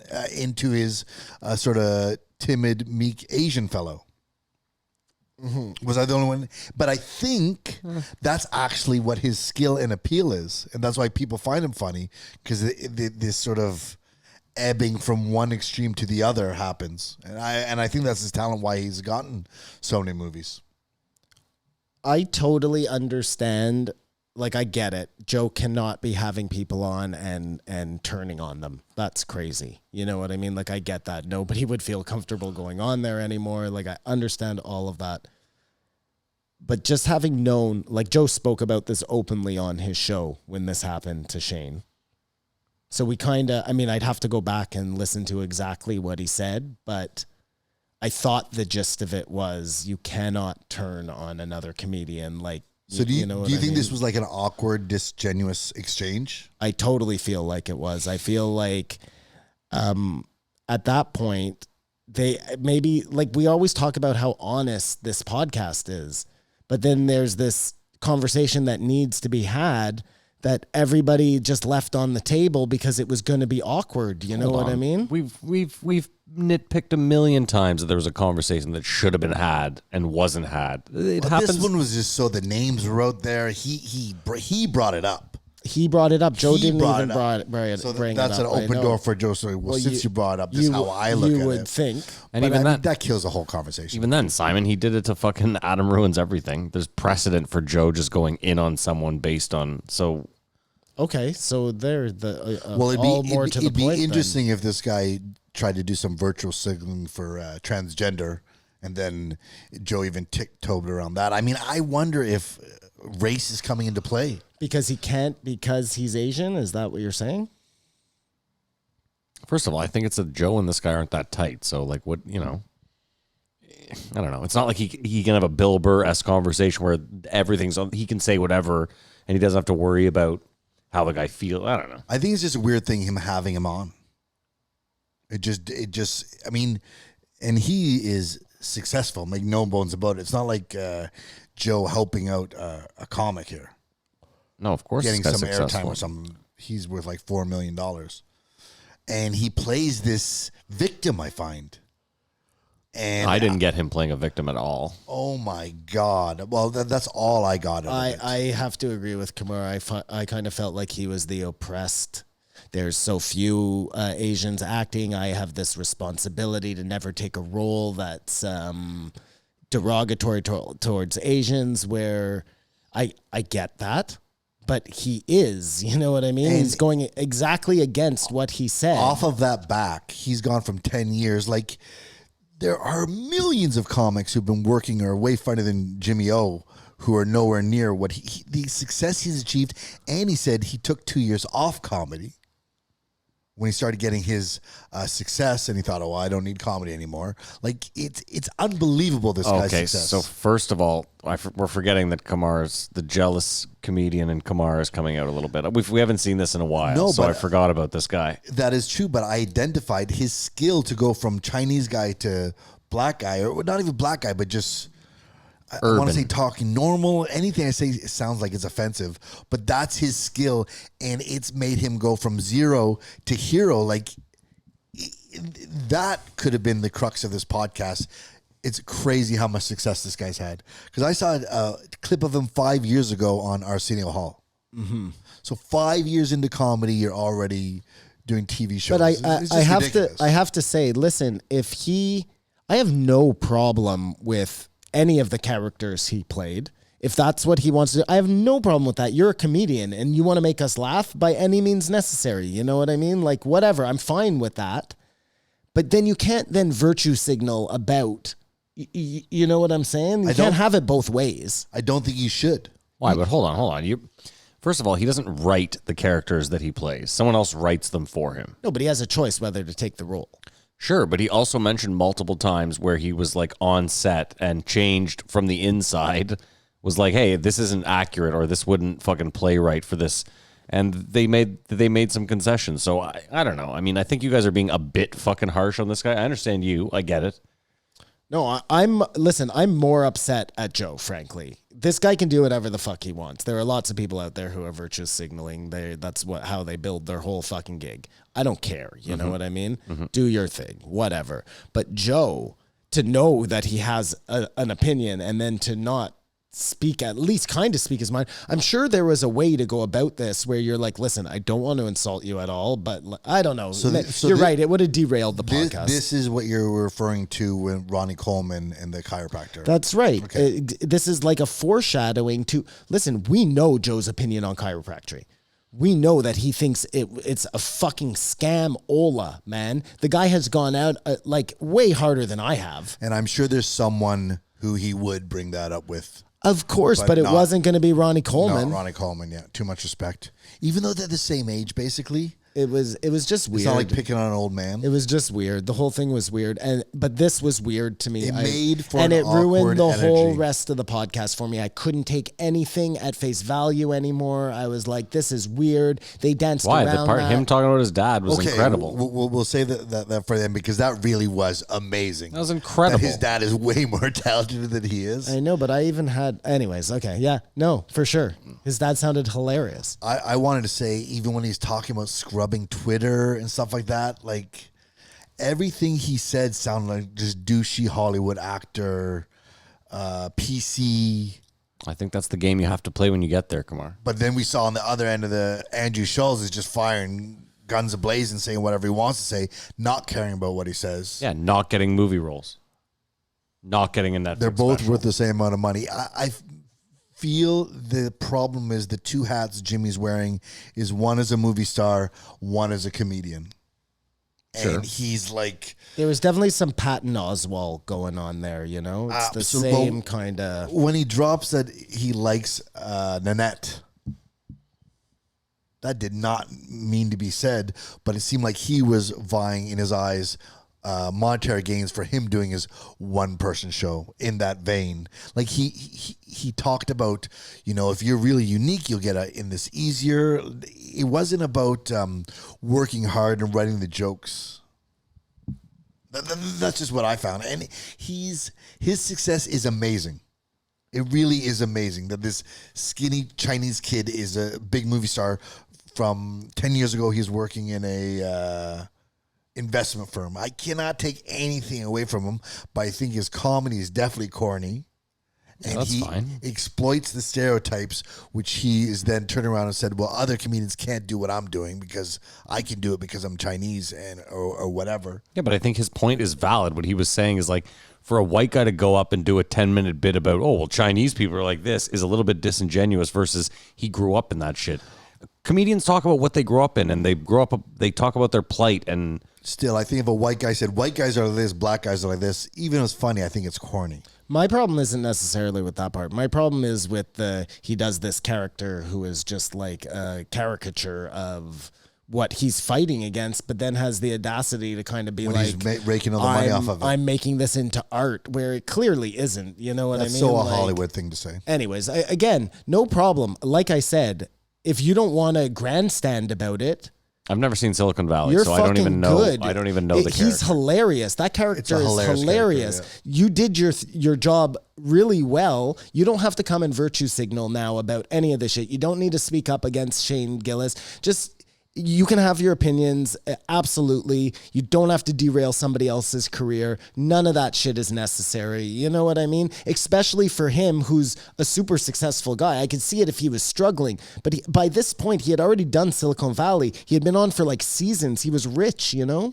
But Simon, we all pick and choose. Like it's super easy for you to say that. Maybe you become famous and someone does something about Jews that you feel is like really distasteful. Maybe. And then you tweet something out, you know what I mean? And then maybe 6 months later, you're like, I probably shouldn't have tweeted that out. I feel, you know, I at the time I felt really strongly about it, but now looking back, maybe I think you guys are just blowing this. You are absolutely correct. That could very well, I see that side of it. I don't feel like he took the opportunity to be like, you know what, man, I probably should have just fucking not said any. I feel like he like doubled down on it and stood up for himself. And I just don't. First of all, he didn't even need to bring it up. I didn't even know it was him. I never would have known. But if you're gonna open the door, and then I expect he opened the door. Joe should have stepped through it a little bit. This is my problem. It is not with Jimmy O. Derail the whole thing, like we said. But yeah, I've been saying this for months about Joe, where I feel like there's times where I'm like, this is a perfect opportunity for this or a perfect opportunity for that. That's why we're around. What I've also learned though is that, you know, like I haven't mentioned the whole Black Lives Matter thing this week with Joe because A, I don't care, and B, I feel like it hasn't played itself out yet. Maybe a week from now, Joe does a massive benefit show with like Chappelle and Donnell, and maybe they raise $10 million for Black Lives Matter, and maybe, you know what I mean, like. Maybe he's just going to put his money where his mouth is, as opposed to just having a bunch of Black Lives Matter people. Which is what he should do, anyways. Sure. At Chappelle's new Ohio Ranch venue, because he's putting on shows there now. Well, it's not his venue; it's his friend's. It's friend, yeah, but I mean, he's obviously using it. That's what he was talking about to Joe about getting him down there to do. Do you think you'd want to go to that show? I wouldn't personally, but you would. I would. Hold on. I mean, listen. I get that, you know, the thing we saw on YouTube wasn't necessarily stand-up, but what I want to see, like, if they put on a show there, would I go? Yeah, for sure. No, I'm just saying I don't. He's asking if I would feel comfortable being out in crowds at this point, and even me, who, like, is totally unsure of what's going on, I just wouldn't feel comfortable being in crowds at this point. I don't think. But, Simon, I don't think you saw it properly. Like, first of all, I don't even think there was 100 people. There's social distancing, so everyone's 6 feet apart, and you had to wear a mask. I know, but they were talking about being able to have 4,000 people at that venue, I thought. Well, even then, I think the idea is still to social distance. Just do it Fair like enough. Woodstock size and just spread everyone the fuck out. That would be incredible if you had like 20 feet between everybody. I think Jimmy O lost me at the very beginning when he started to talk about, to get his word edgewise, Chinese oppression in China and Mao, and then he sort of tread off and said, I actually don't know what I'm talking about. Like you sort of open that door, as we've talked about it, how China is a brand new society from the revolution. I mean, that's fair. Listen, like I have opinions about Judaism. I don't like this, and I don't know every intricacy about what the fuck went on about Palestine and Israel and this and that, you know? But that was fine until I found he was over virtue signaling down the road. Gotcha. So if he'd been more of a bygones guy, then I could excuse all that. But it's just the whole thing is like he's picking and choosing. Unfortunately, It's just so weird that we listen to this podcast and I didn't pick up on any of this. None of this bothered me. I didn't even give a shit. I was like, I don't really give a fuck what this, like, I didn't pick up on any of what you guys are fucking. As soon as that happened, it like altered my whole. No, I didn't give a shit. I really did not give two shits. I thought in my head as I'm listening, I said, "This is fucking awkward." Yeah, me too. Just Joe sort of being. Did like you watch it by any chance? I watched it. Some of it. Listened to some of it. What was it like? I'd like to see that part. Just when Joe's that face when he going- brings that up, you know. What did Joe's like? Say, I see what you're saying. I get it. But Joe right away diverted the topic to something else. That was what I found interesting. Yeah. Anyways, did you guys hear the rumor? There's a rumor out there that Anonymous, you know how they're back after 6 years in silence, the hacking thing, that it's actually Jack Dorsey. Did you hear this? I've heard that. I don't know what it means. No, well, I think it would be very Matrix-esque if something like that were to go down. Was it him all along? Well, because, you know, like, just as an example, you know how Kevin Durant got caught for using a different name to yeah, he had a blast battle account. trolls. Michael Rappaport. Yeah. So imagine it was the same kind of scenario, you know, where Jack Dorsey needs a way to be able to, like, give his real opinions out there. You know what I'm saying? So he has... No, it kind of be some superhero shit, to be honest. That makes him a good guy. Not necessarily. Oh, Why? no. No, think about it. He's got all this info, and instead of using it for, like, ill, Yeah. he's like, well, guess what? Letting it to the I know where these shitty cops are, and if we don't release, if you guys don't, then Totally, but it's only good if it's good info. That's the problem. He could be doing the exact same thing with disinfo. even then, it's only good depending on who you are, too. Like, someone could look at that and be like, wow, this guy's a piece of shit. I mean, whatever. Intent is everything. Yeah. Back to Jimmy O. Yeah. I thought it was strange. Also, I forgot exactly what I was going to say, but just his You just wanted us back to Jimmy O? What a prick. his choosing, like saying things like, "Well, I couldn't do that. I couldn't write a sex scene." That'd be like, it felt like he was in the moment trying to figure out what his positions were on thing. It was just totally Hollywood PC, which was just weird. Like, do whatever you want, because they were talking about that Brown Bunny, I believe it is, where the guy gets the real blowjob, Yeah. and that Vincent ruined his Gallo. career. They were dating. Savegni. They were dating. Who, Savegni and Gallo? Yeah. Well, doesn't that make it okay then? I think it makes it okay. Obviously, the critics and stuff were just offended by it from someone taking a chance. I mean, and that opens up that conversation. Have you seen it, Kamar? Just that scene. You've seen that I scene? fast forward just to see that scene. Yeah. Damn, might have paid for it. It Was it everything you expected?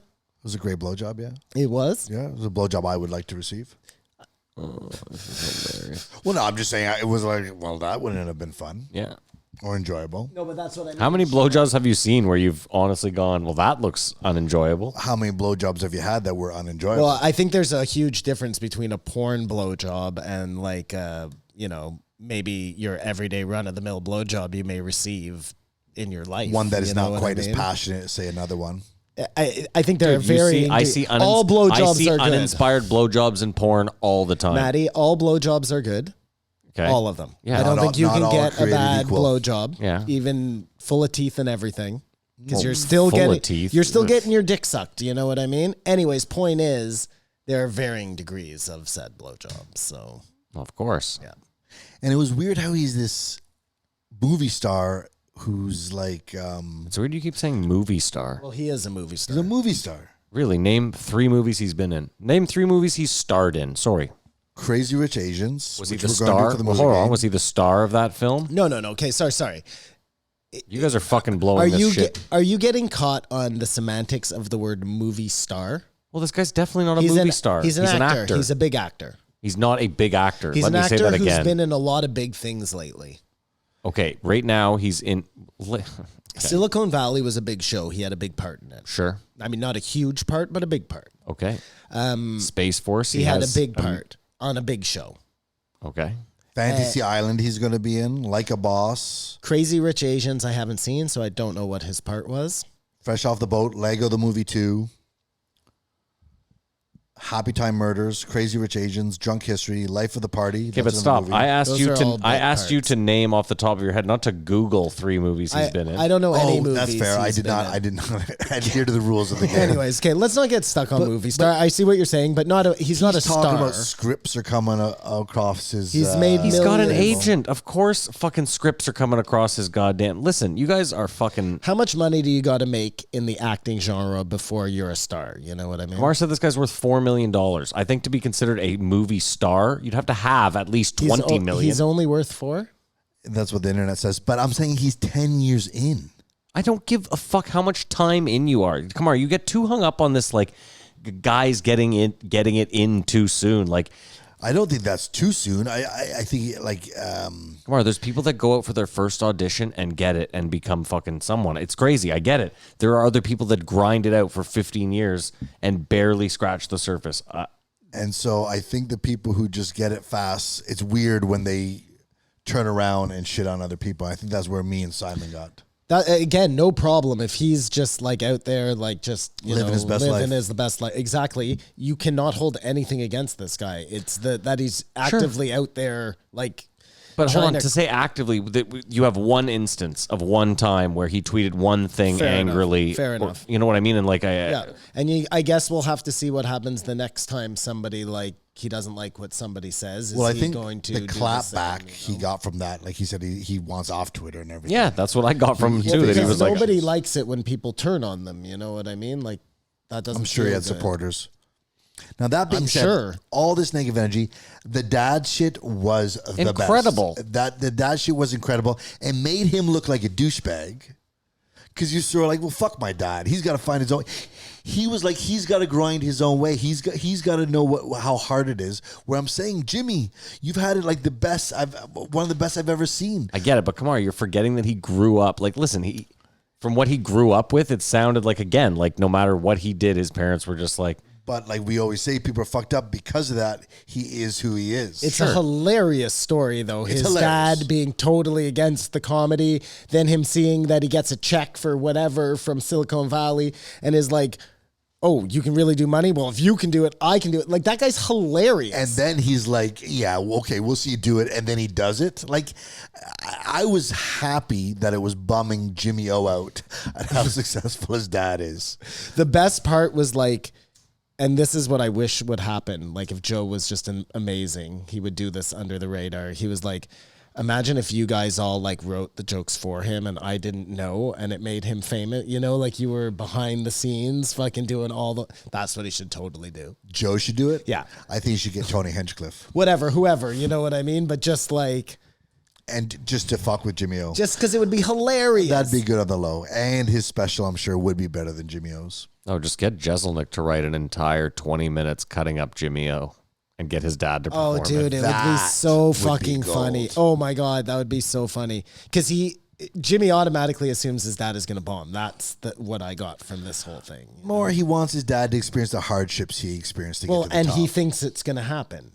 Wow. If he doesn't go up and say he's my dad, he has no chance of like getting through. You're also That's- forgetting too that like, okay, Kamar, you can be like, well, he only put in 10 years work. That's not enough. But like his dad, in his dad's mind, acting is like, I just went and I did it and This they shit's paid. easy. That's what I'm saying. And Jimmy's kind of like, okay, but it's not that. So I feel like it takes away from Jimmy being able to enjoy success and then makes me happy. Well, there you go. I mean, Kamar, you got some insight too when he was like, I want photos with these people. I want to take photos with these people, but I can't. I won't because I want to be their Professional. peer. Yeah, but I mean, but then we go to Kevin Hart, who just walks up to Jeff Bezos. So he was saying what he thinks he should say. Yeah. no, but I don't That's even what know. think. To me, that was very honest. To me, that was him being like, too afraid of just being himself. That's it. Where inside, he just wants to be like, can I get a photo with you? Yeah, that's honesty. I agree with you there. But again, maybe we should be like Bill Burr's approach and like, how are you not living for the day? You know what I mean? Especially with you're on set with these guys. Yeah, they are your peers, but at the same time, like they know who they are. I think he was trying to measure what he was saying throughout the thing and still be like, but comedians like us, you know, Joe. And see, again, Kamar, I think you just got a lens on from the beginning. And you. No, I'm and with Simon I'm too, with Kamar. kind of. Yeah. I got tainted for sure because I was really put off there, man. I got to tell you. Listen, fair enough. In Jimmy's defense, like the fact that he doesn't want to do the William Hung. Like, of course he doesn't want to do that. That's bad for everybody. You know what I mean? There's no winner there. That's bad for William Hung. It's bad for... Well, it's not bad for William Hung. I feel bad if William Hung's sitting at home with like a wife and kids, not retarded at all, and listening to this like, thanks, Joe. Did William Hung ever know if he was the butt of the joke or not? Like, that's really... I think he got rich off it. I know, but did he ever know he was the butt of the joke? Dude, he did a Pepsi commercial. I bet they threw a huge check at him. So at the end of the day, Pepsi, I'll be the butt of a joke for like 50 grand. You'll go full retard for... I'm not saying that word anymore. 600,000. 600,000 is what he's worth? Yeah. Which is good enough for me. William Hung Yep. is worth more than Jimmy O. No, he's Jimmy worth O's worth $4 million. $600,000. Oh, sorry. What did you say? I thought you said 6 million. 600,000. Okay. But even do the math. Let's just bump it up to $1 million. Let's give him 400K. He's worth a quarter of what this dude's worth. And all he did was a terrible audition. Get humiliated, and the news cycle moves on, so it's not like he's actually written, and more people are going up to him asking for pictures and stuff. I really think it was sort of shitty how he shit on William Hung. I felt like Joe was shitting on William Hung more than he was. That was a problem. I thought more just like there is an example of how standing up for your ideals would make sense. You know what I mean? Either way. Well, someone's going to make that and movie. he's Someone's not going to take he's that not role. taking money out of William Hung's pocket. Somebody else will play William Hung. You know what I mean? That movie's still going to get made with or without Jimmy O. Robert Downey Jr. Jimmy O Jimmy O has too much integrity. Oh my God. Yes, exactly. The Matrix demands it. The Matrix demands it. But anyways, like I said, we're doing Crazy Rich Asians because this was his movie, his big blow up for the movie game. You haven't seen it. I haven't seen it. Have you seen it? I have not seen it. It's the movie game for new listeners and viewers. This is where we go. Recent movie to be doing. Wow, you guys complain about the 2 old ones. What do you want? Somewhere in the middle. Mar picks a movie that has yet to come out. Well, that's impossible. I would have gone King of Staten Island. Let's do King of Staten Island for your birthday. Exactly. It's But made the returns haven't come in. $0. This is where Matt and Simon go head to head, try to figure out the year a movie was released, the budget, and the box office. I have the year. I'm ready. Matt doesn't fuck around anymore. He just goes with his gut. Simon tried a weird thing last week and ended up with the wrong answers. With the wrong answers.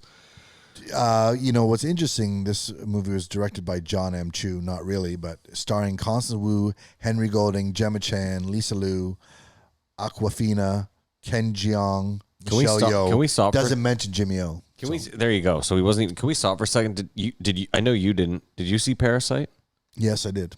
Nuts. Like a great movie. You see why it won all the awards? Well, I mean, just crazy in general. I thought the family, instead of what they did, was going to set up in the basement and hook those people up with their old apartment. Gotcha. And not to be too crazy. Like the turn of Spoiler evil. for like, everyone. Oh, it was insane. I know they spoilers or anything, but wasn't it like what I said? Definitely not what you see coming. At like, never could. No, and it just goes out of control, and I actually don't appreciate it. It goes too far. But the whole way, like at some point, I think you'd watch it without subtitles. Oh, and just off the gist of everything is happening.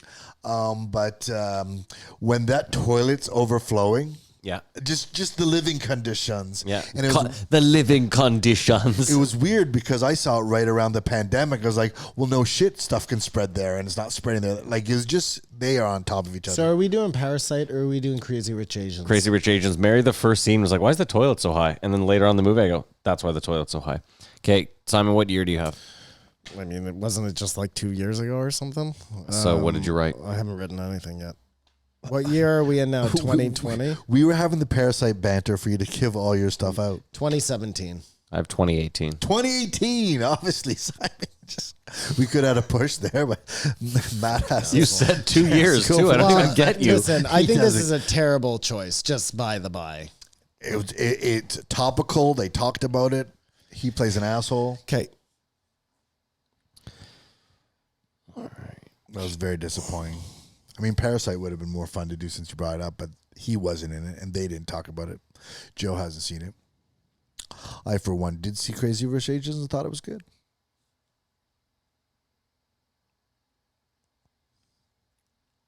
So, yeah, I mean, I knew I was coming in here bashing Jimmy O, but I'm not trying to take away anything from him. But the conversation about his dad made this podcast for me. You need to listen to someone every once in a while who you're like, I don't agree with this guy. This guy's fake. That guy's phony. I feel to even have this sort of inner conflict, whether Joe's being diplomatic or, again, we have these demands that we need this to be the most honest, candid podcast possible. But we've all No, I'm done with resigned. that. I'm done with that. It's not a gotcha moment show. No. I'm done with all that shit. Unless it'd be interesting, like it would have been if he had Stephen A. Smith on, who was vindicated after all that. I felt like he was vindicated. I think so, when too. Cowboy was like, yeah. Well, when the source agrees with you, then Joe's wrong. I don't think he was vindicated. Absolutely. How do you not? When Cowboy himself is listen, Stephen A. said that night, I feel like Cowboy didn't show up tonight. I feel like he wasn't here. 2 months later, Cowboy comes out and says, honestly, I felt like I wasn't there that night. Felt like I didn't really show up. Almost word for Mirrors fucking what word. Stephen A. Like, Smith says, and you got to give Stephen A. the nod on that one. Like, I get what Joe was doing. We were blinded by Joe's MMA expertise. Not even that. No, I wasn't blinded by anything. I agreed with Joe in that you have to give these fighters the benefit of the doubt. Like, it's tough to sit there and be like, this guy didn't show up. You don't know what it's like to get in the ring and to have your nose broken in the first fucking 7 minutes by a shoulder. That's my point. So he was right, but I still don't think he should have said it. I mean, well, no, but I think I'm willing to say he was right, but I don't think he was right to say it. Well, I don't think Joe was right to light Stephen A. up. Listen, Stephen A. is not where he is for no reason. The guy did he put in his time. He's an expert. It would be the same thing, though, if Joe was to make some absurd kind of out there statement about basketball. No, but again, if Joe watches one basketball game a year and Joe goes, felt like LeBron kind of threw that one, and then 5 years down the road, LeBron comes out and says, I actually got paid to throw that game. Then I think you have to watch a couple more basketball games. My answer would still be, yeah, Joe was totally right. I don't think he should have said it, but he was right. Well, I don't agree with that. Anyway, Simon, what's your budget? You go first, Matt. I don't like my answers. I might want to change them on the fly. No, that's not how this works. Whatever you wrote there is etched I in know, stone. but still, Okay. go first. I have $52.4 million budget, and I say it made $609.9 million. Holy fucking moly. Wow. Okay, I'm so off. I said it was $37 million, and it made $126. Budget $30 million. Box office $238 million. I'm way off. And that's domestic. I'm sure it made $1 billion worldwide. In China. But Simon, you're much closer. Happy birthday. Well, I didn't win. No, so he did it's- not win. And that's the movie. How did you not? Hold on. How did he not win? 37. He needed it to be within 5. Oh. 37 within 5, and then 126 within 50. So I'm not even close. It was Well, 2 but something. much closer than. Well, closer, Way but closer who than fucking me. cares? And that's a movie game. Sometimes disappointing, sometimes entertaining. Yeah, listen, I realize we're kind of piling on this guy. Why is a movie star? It's punching up. But I mean, yeah, it's punching up exactly because we're dummies. So, Yeah, we're nobodies. but yeah, no, I mean, I was as soon as this happened, which was right at the beginning, I felt like, oh my God, is this guy like the guy who jumps on bandwagons? You know what I mean? And then I was just kind of like, oh shit. And then the dad stuff rolled around, and I'm with you. I thought the dad stories were hilarious, but at some points I was like, in the end, he's your dad. You love him. You just want him to be happy and I did not succeed. feel he And loved I his didn't- dad at all. I didn't feel that. Yeah, I don't know. But again, maybe you wouldn't feel that from me either because you love your dad. Of course you love your dad. But when you're telling like stories about being picked on and stuff. We didn't grow up with Asian parents. Like this guy said he went up and did comedy and like crushed it. And then his dad was like, Jimmy's not funny. Like that, dude, those are the kind of things that even as an adult stick with you Totally. to the core of your being. And you don't even know why. But I just feel like my dad would have been the same way. You know what I mean? Like he wanted me to do a certain thing. And if I kind of did something else, he wasn't like that. But But that's what I'm saying, Simon, is I feel like if you went up and you crushed in front of 1,000 people right now and your dad was there, he would be like, holy shit. Like you don't think so? I mean, yes, probably. I think if don't he know. Whatever. struggled and grinded to his success, then he could have some sort of resent against his dad. But the fact that he's just killing it, and it's all because of his dad, there's just like a Hollywood disconnect. Again, I have a feeling he takes care of his parents, so I don't think there's that much. And he got his dad a role. And now his dad can take care of himself. There you go. Teach a man to fish, No, Kamar. but he got his dad the role saying, haha, you're going to fall on your face. But did he? Like, again, hold on. He's on Joe Rogan. You said he was doing all this. Like, maybe this is all just. You can't have it both ways here. Maybe the guy just is saying stuff on the fly. Well, if a guy's talking about both sides of his mouth, you're going to have it both ways. Got you there, Matt. This guy didn't even call you on your birthday, you fucking piece of shit. I Are am you so done? sorry. Like, I don't understand how I'm always the one, no matter what I fucking But do. in my defense, I thought I said happy birthday the day Both of you. before. And I Who knew cares? he was Who gonna tell gives you. a So I was like, fuck? happy birthday. You missed his birthday. It's fine. It Fucking hurts unreal. me to see him genuinely hurt. Bunch of goddamn fucking bullshit. Whatever. It's not everybody against you, Matty. It's everybody against this guy. Can you rate it? Yes, I'm done with him. Kamar. This is going to be weird. I gave this a 4. What?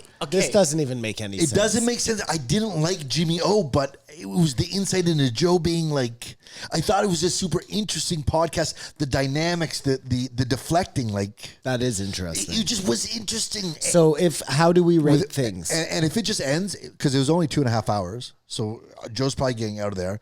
If they don't tell the dad story, this is a 1.5 or a 2.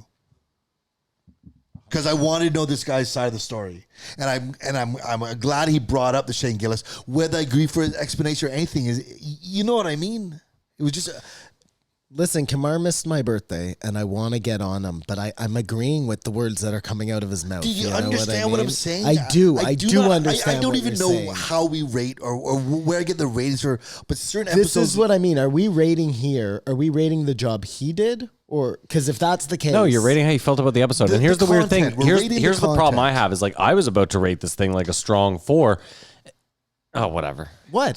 Tell me. No, that's it. Just do you. So you give it a 4. What do you give it? Well, I'm confused now because I'm confused. If we're rating it on like this was an intriguing episode because watching Joe Hold on. tap Are you dance after around- 85 episodes confused about how we rate I am. episodes? Yes. I am. Yes, I am after listening to legitimately this episode. confused. As much as I was like, there wasn't shit in the Ronnie I'm gonna Coleman, have to but give you 2 different ratings here. Okay, that's how we're gonna That's have to what do. you this always one. do. Is it? You usually rate the person that was on. That's how you do Well, we this. did that, and then we Yeah, found out then it we was too stopped doing callous, and that. Who are No, we? but I'm going to actually give you 2 different ratings here, okay? I'm going to give you one rating that is just about this podcast and how it was with him and Joe and how it went. It was like a 3. It was fine. He did fine. He brought the dad up, whatever.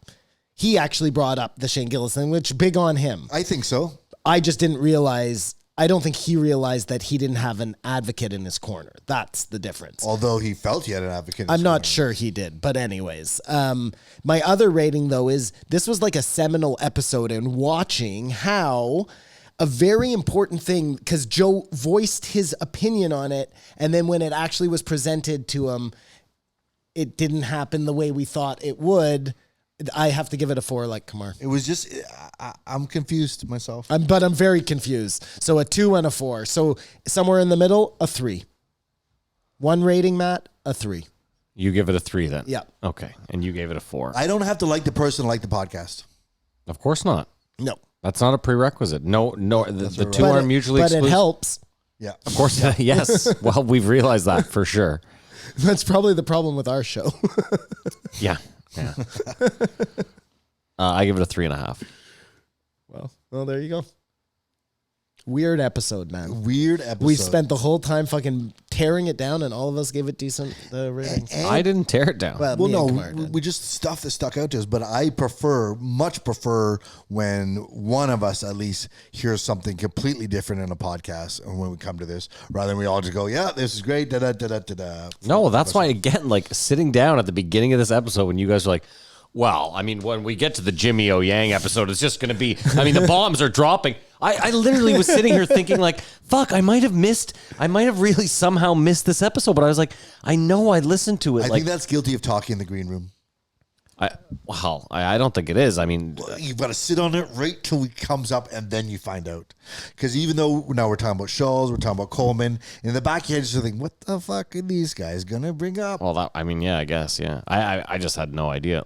I will say this too. Like, I listened to this doing a bunch of stuff, so maybe I didn't give it as much like full attention as you, but I listened to it. Like, I was sitting, I don't know, weird one. I listened to all these while painting. It was But such painting is such a monotonous. No, that's what I'm saying. No disrespect. I was yeah, in there. so you're in. Yeah, that's how I feel. Why are you doing this? You should be doing this. Painting I is figured he such was- a monotonous. Like, what are we doing here? Okay, sorry. Yeah. Oh, yes, that's right. House painting. The Yeah. stress of covering up my fingerprints. Yeah.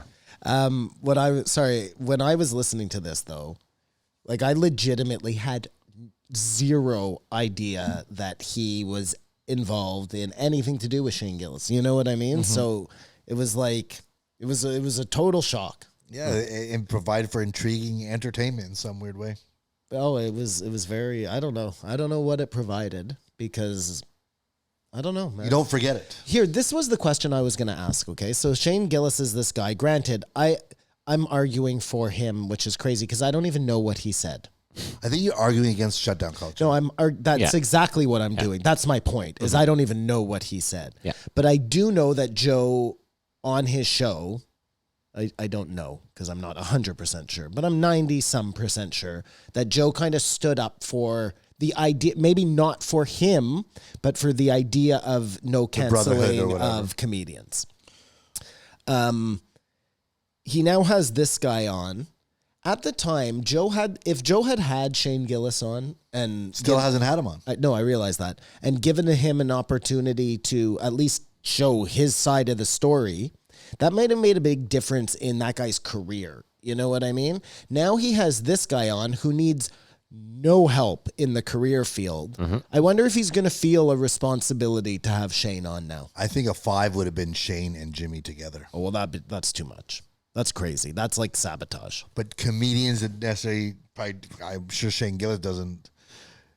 But he's probably different. Shane Gillis wants to put the whole thing behind him, so I'm sure he doesn't bear a grudge against Jimmy O. But he'll be like, "Fuck this guy. He fucking tried to cancel me." I'm sure he feels that way. And I think it'd be a great podcast. Especially for a comedian, I think you probably are like, oh my God, I can't believe my own peeps are jumping on me, you know? But I can't believe my own peeps. I don't consider Jimmy, even though Jimmy O is a way bigger, more successful comedian than I'll ever be, does tours, he's only been doing comedy for 8 years, and it's very formulaic, and I'm surprised Joe gave it the props he did. And it's different too if Jimmy if he's just like a comedic actor, I guess then whatever.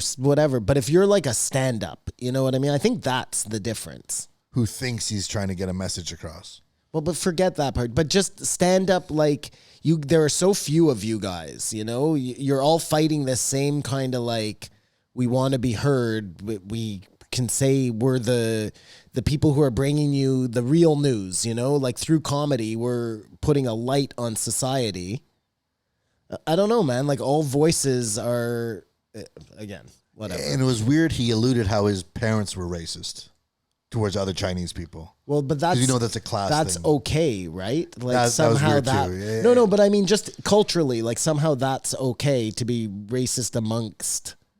But we think socially it's not. Well, I guess the idea is Who are that we to say? hating any people is wrong. Or causing a prejudice towards anyone is wrong. Right. You hate the guy who kills your That's mom. I think it's more. That's more. Oh, so sorry. I'm so sorry, Matt. One last thing that I wanted to say was when Why are you apologizing to Matt? because I cut him off. Right Oh, there. I see, sir. When Jimmy O asks Joe, so you're not scared, eh? Because you can kill people or whatever. Joe's fucking put his dick slap on the table answer. Oh, guys can kill with guns. There's knives. There's lots of way of thing. But if some guy's an asshole, if I have a lot of different ways to fuck someone up. that's not going to happen to me. Yeah, that's His it. Yeah. roundabout way to answer that question was so like I thought I was gonna light a match off his cheek or something.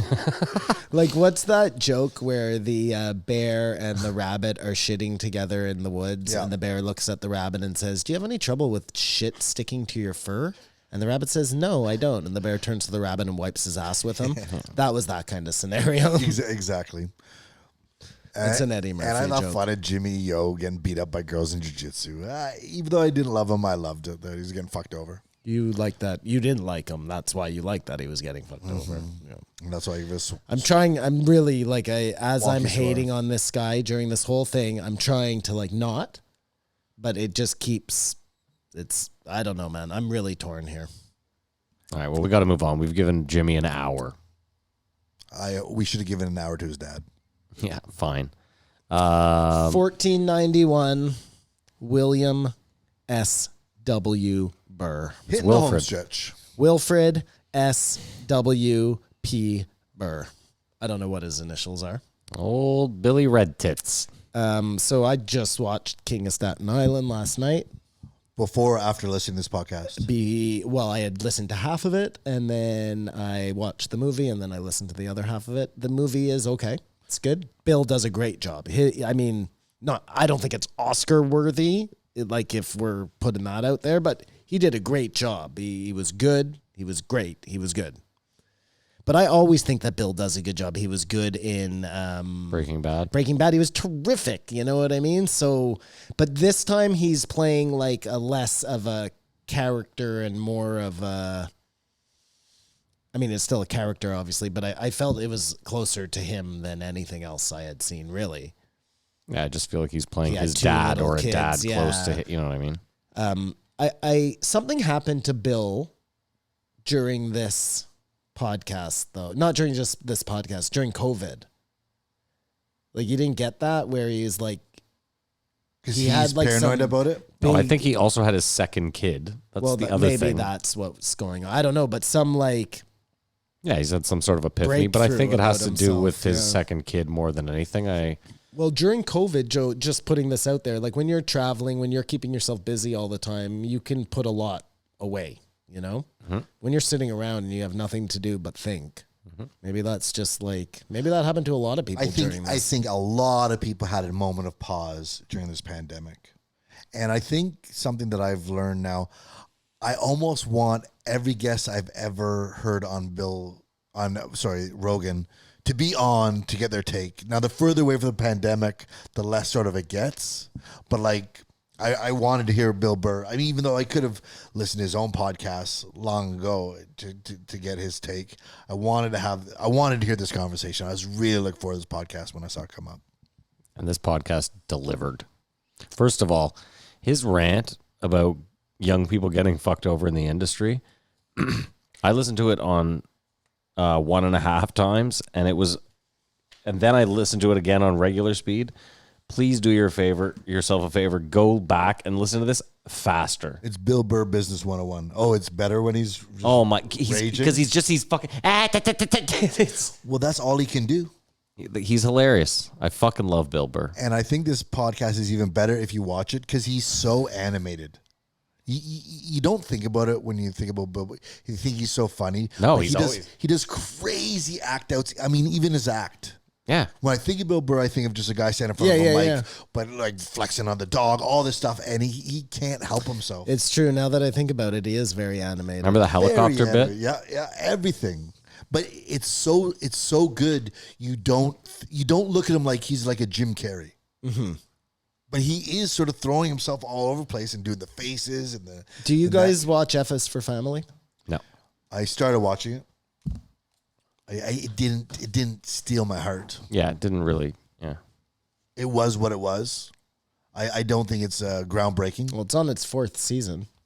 Listen, I'm glad there are people that like it and that Bill is making it off it. It's not. I love Bill Burr, and I just didn't. I don't know. I've watched them all. I found this season was the worst out of all of them. Like it's I usually think when people have an idea, they probably have like 2 seasons in them, and then 3, 4. Then you down the road. start adjusting, or they just have a great breakthrough. Like not to go on Jimmy O, I felt Silicon Valley sort of fell apart at the end. Oh, for sure. And T.J. Miller left. Of course. Yeah, pretty much. They had a great chemistry, TJ and Jimmy O. That was an amazing. He was so funny as that character. Isn't it crazy that in Seattle right now, or not right now, but always, you can say to a cop, we both want to fight, let this go? Yeah, state of Washington. That's really old, like Wild West type of shit, man. If you got your Carruthers, makes sense though. I mean, that's what we want, right? I mean, as long as they're both willing to, I guess. We don't want people to fight, but if 2 people want to fight, let them fight with no consequences except for what physically happens to you. Yeah, but like that's what I want to know is, are there rules to the fighting? Like if I just beat you literally, I don't know. Like obviously you can't get beat to death. Joe was saying the cops have to be there to like be the referees. Oh, well then, fine. It's like a big hockey game, Seattle. Yeah. Well, I mean, hockey is interesting. They were talking about it in this episode. Bill how loves hockey. Yeah, Bill loves hockey. The fighting, like we know this because we know hockey, the fighting made it so there was less violence, and without the fighting, it would have been a free-for-all. We know this, but we don't know why it has to be their way. I mean, it's because there's so many incidental things that happen, slashing. If whatever. not, you have too many rules and the game becomes stale. In order to have the freedom of the not so many rules, you have to have the enforcement out there, not necessarily being used, but the threat has to be there or I think it's too the hitting. Like it's a really physical sport, Well, that- and you want to keep that aspect of it, but you don't want. I mean, we've seen, in the last 20 years, you've seen some absolutely atrocious hits where guys. Oh, have for just sure. And you've seen some crazy shit like McSorley swinging and you know what Todd I mean? Bertuzzi. Brashear, like. Or fights where it's not necessarily 2 guys who want to fight. That's always actually the worst when the bench is clear and there's like. Yeah, but I mean, again, if you're going for like the old school enforcers, they were there so that they would fight other enforcers. They weren't fighting. That was the whole point. People Yeah. were protected. Your I get best it. players were protected. The problem really lies though in like remember fucking who was it?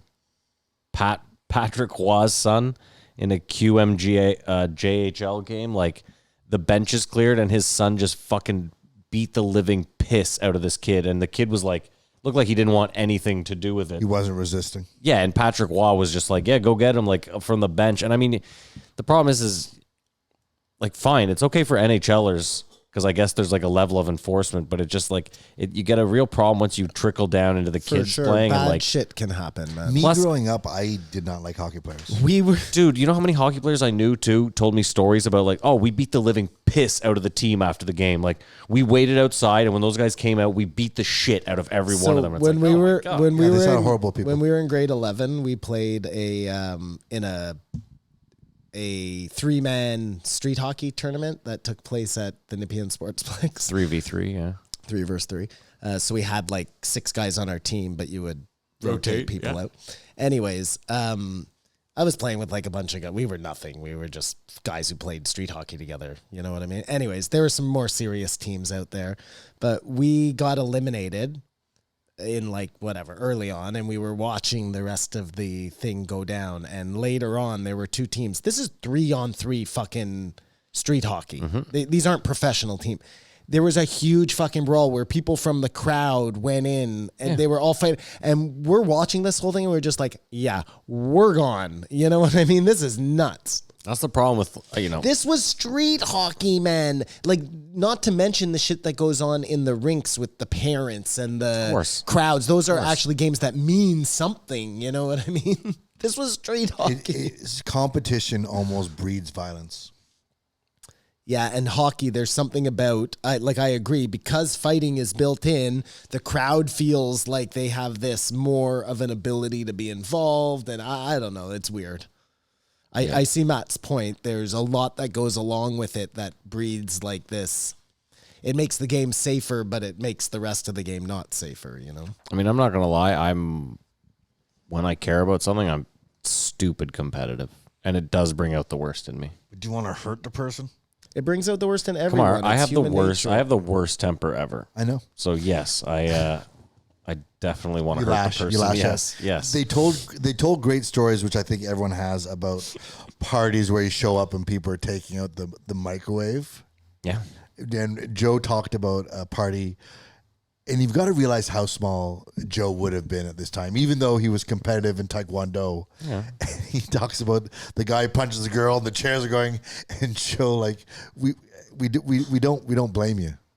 I'm not surprised you snuck out a party. Yeah. Well, I dude, would never think you an enforcer, even though all his buddies, Joe, go. I'm like, I'm not fucking around. His story about being the security guard keeps getting better and better because it started, I was there and I was wearing my hoodie and I just pulled it up and I left. And now as we get deeper into life, I wore the hoodie because I knew if there was ever a situation, I would just pull the hoodie.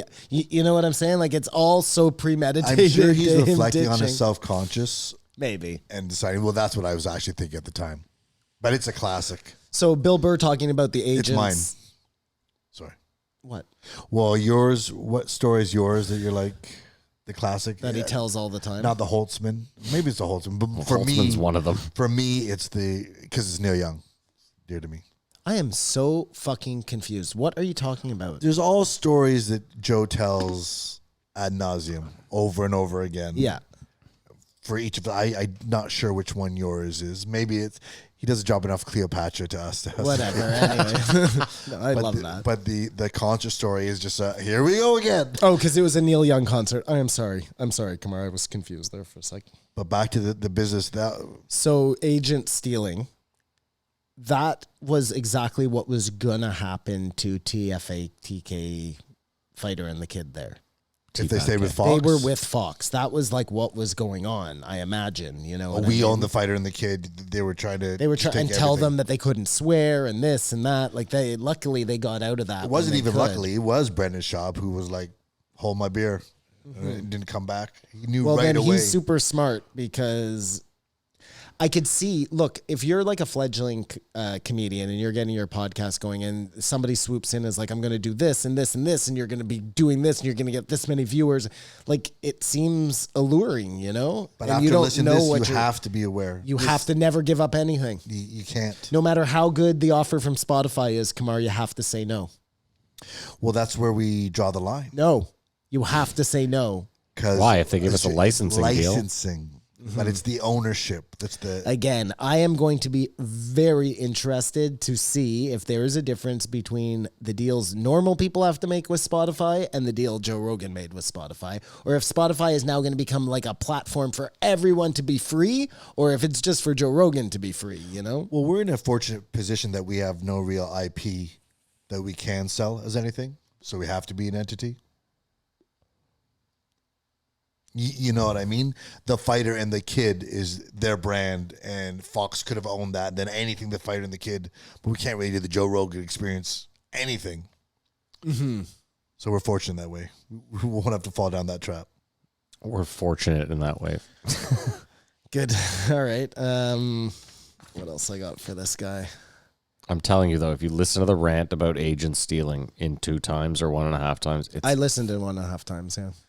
I was laughing so hard. He's talking so. I put it on 2 times. He's talking so fast and aggressively. It is great when he gets the and it's really funny because in F is for Family, when he's telling his wife that she does like, and you're constantly on me, and it's like I love it. He uses that in the show. It's perfect. It's a funny show, man. It's not bad. I don't hate it. I started watching it, and then Simon, there's too much. a season goes away. Then you forget about it. Then you start watching it. Then you get busy. No, for me, it's just like something it has to absolutely grab my attention early on. And if Riveting. it doesn't, then I'm probably, It's good. I watched it because I had nothing else to watch. It certainly is no, what's that fucking one called with the little kids and the hormone monster? Like that is fucking an amazing Mouth. Big Mouth. cartoon, you know? Yeah, definitely that was funny. So what I was talking about outside, so you're hearing a lot now about Italy saying, you know, the viral load is down to almost non-existent, and like this is bringing great comfort to people, and you're like, okay, you know. Then I started thinking, all of these places where you hear them telling you that viral load is down to 0, they are all places that are going to want, in the not too distant future, their economy based on tourism to kick back in. And what better way to get people to start feeling good? Because here's why I say this. Build confidence. I saw an ad for something that was happening in Italy in the summer. Like you could buy tickets to go there. And I was like, who the fuck is going to Italy this summer? But if that's how they're like, you know, selling it. Simon, someone... I don't know. It would be very convenient. Someone on my Facebook posted an article that Italy's pretty much giving away trips to Italy. Like they're willing to give you free room and board while you get there, and a cheap airfare just to get you there. And there was tons of people that were like, "Let's fucking do this. How do we sign up? When are we going?" So I mean, there's definitely people willing. So I'm probably right then. This is all to get there. Mary's already talking about traveling. I was like, "Have fun. Yeah, see, Not going anywhere." You're gonna make her quarantine for 14 days when she gets home in the little garage, right? Well, that's right. She has her own room upstairs. This will change and we'll move forward. I mean, I feel like Bill was a little over paranoid about that. Remember when they started talking about masks? Yeah. And Bill was saying people wear masks, and Joe's like, "You don't think it's silly? Let's not even get into it." Dude, that was so great when I watch the news once a week. Am I wearing the mask? We're still wearing the mask? Okay, good. I'm wearing the mask. Are we not But he wearing the said mask? to Joe, there is no way, Joe, I'm going to sit here and listen to two dummies like us who know nothing about nothing tell people what to wear. You know, like that's exactly Bill. That's what I've been and saying nobody for 3 else, weeks. Nobody else can say that to Joe except Bill. That was the point I was making outside. The cloud he brings in is just Because he is a more established Joe looks up to Bill in a way. You know what I mean? Money isn't everything. Money isn't everything, and he wasn't going to do that. I really appreciated that. I like that. One part I did not like is when he just decided to buy the car. Right there on the spot. Like, Well, he's rich. He's like, where am I know. It takes me out when I realize how rich these guys are. It's not like he's going to put some shows together. He's just like, yeah, I'll get No, that but car. it was amazing. I see where you're coming from, Kamar, but I did think it was amazing. Like, he was putting everything off, and then, like, in the moment, he was like, no, fuck it. Cigars. I'm living for the day. I'm buying the car, you know? Oh, yeah, you've got to watch it because the pauses he takes when he tells the stories with the cigars. I mean, that's why he smokes the cigars. But I felt the automobile part sort of threw me off for a bit. Does. But before that, just before that, they were talking about the motorcycles. It's right there, man. They're talking about the Isle of Man race. Have you seen that race? I think I have, yeah. It's crazy. It's crazy. And Where you have to have the navigator. no, this is motorcycle. They were talking. That was the rally car racing where you have to have the. I want to break down all of it, but the Isle of Man race is like super sports bikes going through. Isle of Man is between England and Ireland, but like so you can imagine the English or Irish countryside. It's a little bit of both, and then through these little quaint villages, which it's basically like guys going 180 miles an hour on the parkways. Mm-hmm.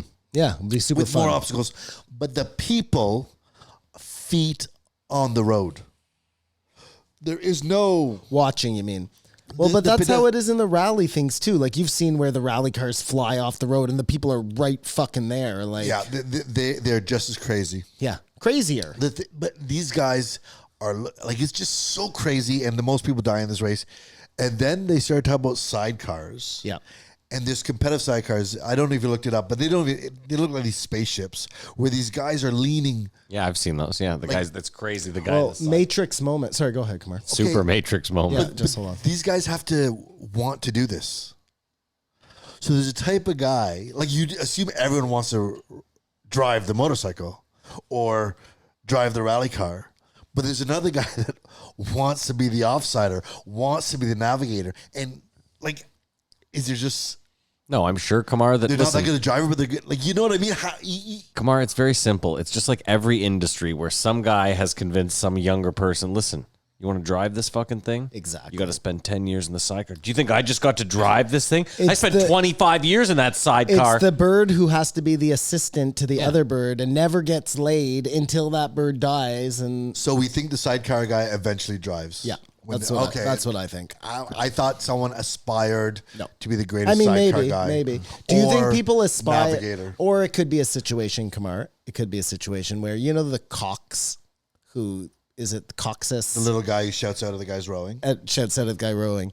That guy can never be a rower. He's way too small, but he wants to be on the Wants team. to be involved. So maybe that's this type of scenario. He can never be a driver. Maybe he's blind in one eye or something. Maybe. and he, Well, that makes sense that the sidecar guys are blind. Yeah. Because they're putting their heads Oh, yeah, it's an very inch off the dangerous. ground where they're going to the You know what? leads. I'm going with that. I think all sidecar drivers blind in one eye. Blind in one That's eye. how you get into that. I just the whole time they're talking about, I think, who aspires to be a sidecar guy, but you need the sidecar to ride the bike. That makes sense. So, do you feel like you've gotten all you want to say about that out? I do. Great. Matt, tell us about your Matrix moment. Oh, come on.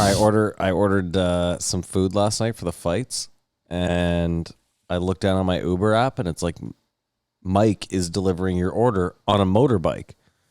And I was like, that's fucking weird.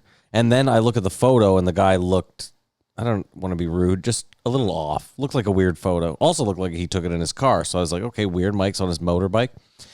This guy pulls up, full leather chaps, leather jacket, commando, like camo pants under all this leather attire. And what is he driving? A motorcycle with a sidecar. I swear to God. Food in the sidecar, Kamar. And dude, even crazier, he like That is a Matrix moment. Chico runs out and starts barking at him, and he's like, "Oh, cute little guy wants to come in the sidecar." Like I would have even noticed that it had a sidecar if Mike hadn't made such a big deal of it. So, Matrix to that. Yeah, You know me, can't drive a motorcycle due to my scooter incident. a younger. The only way I could ever drive a motorcycle would be if it had a sidecar because it gives you the stability. And I looked into it pretty seriously to have the dog in the sidecar with me because I have a Boston and I wanted to get one of those little aviator. And you want one of those old World War II motorcycles. Yes, but they remake them. It's a specific company that Spirit? No, it remakes them as they're new, but they look like those old army motorcycles. So cool. That would be cool. The problem is, this is what I found out. They're very hard to turn, because of the sidecar and my shoulder being fucked up. I don't have the force to. Otherwise, you'd be pulling up a one. You and got could- it, oh buddy. my God. I wish I was rich It like would Bill have Burr. been- Say, I it would would have have been been one too. Simon would have gets out been of a his done deal. Simon gets off of his sidecar bike. He pulls out his cane that's actually a sword. Yeah, I have that. I know. Yeah, I should show it. No, I don't think there's any need. Well, that's a true Matrix moment. Sidecar. Yeah, so really, Matrix all the way around. There you go. Really interesting moment where Joe said, the only thing Spotify wants to know is who my first guest is going to be. And we want to guess who it's going to be. I think I know who it's going to be. Mr. Jones. That's who I think. No. I think that would be the biggest fuck you to everybody involved. I bet it'll be someone that like you would never think of. Some author that just wrote it. Like I'm telling you, I don't think Joe's gonna make any big hoopla out of This it. is January? It's now a big. it's now September. a big deal though. Now that Joe has announced that Spotify wants to know, it's a big deal. What happens in January? So in It goes in Sep- exclusive. Yeah, in once January 1st hits, you can only find Joe Rogan on Spotify. So I would feel that's the actual first guest. But I think the first guest is when he actually moves to Spotify. Because right which now is there's in just an ad September. for Joe on Spotify. right now it's just him announcing before whatever But episode September it was, Patton 1st, Oswald. you can go to Spotify, hit the icon that says Joe Rogan, and listen to an episode. Yeah, I don't know how it's going to be. I mean, I hope. And for listeners, Who do you I think was the right. first Our guest is numbers gonna be? Our numbers got crushed. It's too early. My theory applies to when Joe moves to Spotify. Who do you think it's going to be? I called Alex Jones. What do you guys think? Trump. Now you're just being silly. Well, what are we here to be? Serious? Yes. Alex Jones. All the my time. Second choice. It might be Eddie. That would be a good. Joe Biden. Well, you're just saying that because he said Trump. No, I'm saying it because I actually think about it. Joe said September. no politicians ever. Jeffrey Epstein. That would be amazing. That would be amazing. That would be amazing. Or Giselle. Oh, well, that would be that would never happen. I think he has a better chance of getting dead Jeffrey Epstein than he does of getting Ghislaine I think it's Maxwell. somewhat. I don't think he knows who it is right now, No. and I think anything could happen between now and then that could. So can I tell you what movie I thought you were going to pick, Kamar? Oh, can I actually tell you who it'll be on? Sorry, real quick. Brian Redband. Wow. I think that would be a mistake, but I think that would be very. it would be a good play. I would not be surprised. Would make sense. Because all about Just Joe get the wanting band back to together. talk about You know what I mean? things. Just we started this. Imagine like 10 years ago. Did you ever bookend. think, Brian, that we'd I still think it should be Alex Jones. Or Kamar, maybe you're right. A bookend. Maybe it'll be the last one. The Brian's ever on. No, it'll be the last one that's not on Spotify. You know what I mean? Just end it with Brian. Maybe That's that'll better. be it. I like that better. Maybe. Who knows? And then Alex Jones to start the new. I feel like you're calling it. Yeah. I'm sorry I cut you both off there. That's I okay. apologize. No, you thought what about it. I thought the movie game was going to be, and a movie that I had totally forgot even existed, and I love is What About Bob? No, what's it called? Yeah, What About Bob with Bill Bill Murray. Murray. Bill Murray and Richard Dreyfuss. It is so. I don't think you can make that movie today. He never got to it. Bill was about to get to it, and then they got off to somewhere else. But he said, that is a perfect comedy. And the more I think about it, it was like such a great fucking movie. Why could they not make But is it it today? making fun of mental illness? Yeah, because Bob I was think it's hilarious. Bob I think had it's hilarious. I see what you're saying. Bob had Kamar. issues. And I hate myself for asking that fucking question, but I'm just saying it for discussion's sakes. It was such a funny movie. That's what I thought you were going to use for the movie game. No, Obviously not. I actually usually when podcasts I enjoy less, I sort of think about the movie game. This one I enjoyed it so much I didn't even think about the movie game. I'm with you. But yeah, I totally forgot. If you had asked me what's your favorite Bill Murray movie, I wouldn't have even remembered What this About movie. Bob, But yeah. I know I loved it. I watched it a million times. It was a cottage movie. Sure, but at the same time, you would never pick this as your favorite Bill Murray movie just because he's made so many. Like, come on. Groundhog Day would probably be. That's first definitely to jump up on there. mine. He was in Ghostbusters, Caddyshack, Ghostbusters, Caddyshack, like yeah. all three movies we've just named. But all I'm saying is this: that might be a great movie. It is. but no one is going to name that over the three movies we just named. I don't think he's in bad movies. I'll go that far. Probably not. I'll go that far to talk about Bill Murray. Another Bill. Wasn't it funny when Well, I'll say this. Hold on. I would say that if he is in a bad movie, he makes that. He'll make like I didn't love Zombieland, but once Bill Murray showed up, I was like, this is incredible. You know what I I mean? wouldn't even call that a Bill Murray movie, though. He has a cameo in that movie. I mean, he's amazing in Kingpin, Incredible. Kingpin's That's a incredible. Bill Murray movie. Yep. even though it's a Woody Harrelson. No, but he has a significant role. I liked when Bill, not Murray, Burr, said they were talking about mountain lions. And he's like, yeah, that's a welterweight tiger. Because that's totally it. Eh? It's like just a different weight class. But I just like there's something about Bill's choice of words often. I don't know. There's something about Bill Burr that I really. Everything he says is a perfect joke bit. Like, Yeah. but they're Just not his bits. delivery. They're just amazing. but they could be. Oh, no, I'm I sure know. he does his own podcast, turns around and goes, "Oh, I got another hour." I'm sure. When Joe was like they just they looted the Laugh Factory on La Brea last night, and Bill, what did he say? I bet someone got some nice puppets. Yeah. I love And how like he shits on I've Jay never Masada. been there. I didn't even know what he was talking about, but just the way he said it, like I assumed I was like the place must have been filled with creepy puppets, and his delivery was or ventriloquist dolls or whatever. Yeah, people. So just back to this whole Kamar missing, saying happy birthday to me. And as much as I want to be on him for that, I have to apologize to him again.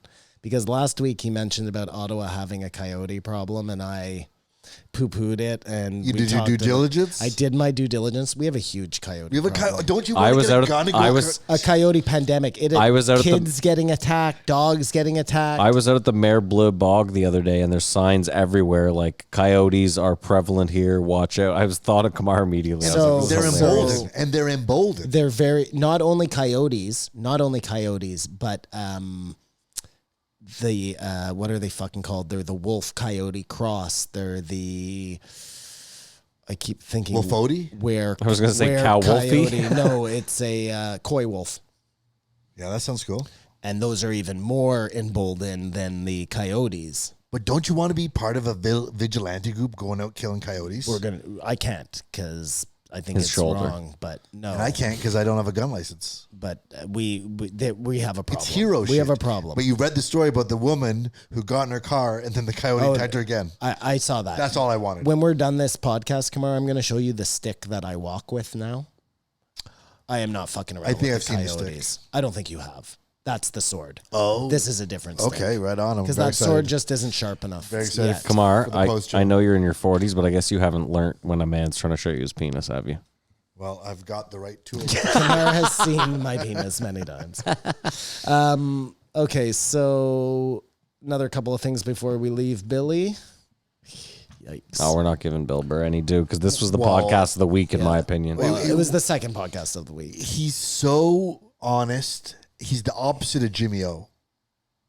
And he's like matured Andrew Schulz. Just hearing him talk about how, I don't know, just the whole, like, I got a lot of shit from when I was young that I haven't dealt with, that I'm trying to deal with. I just want to be better for my kids. I don't want to download my shit on them.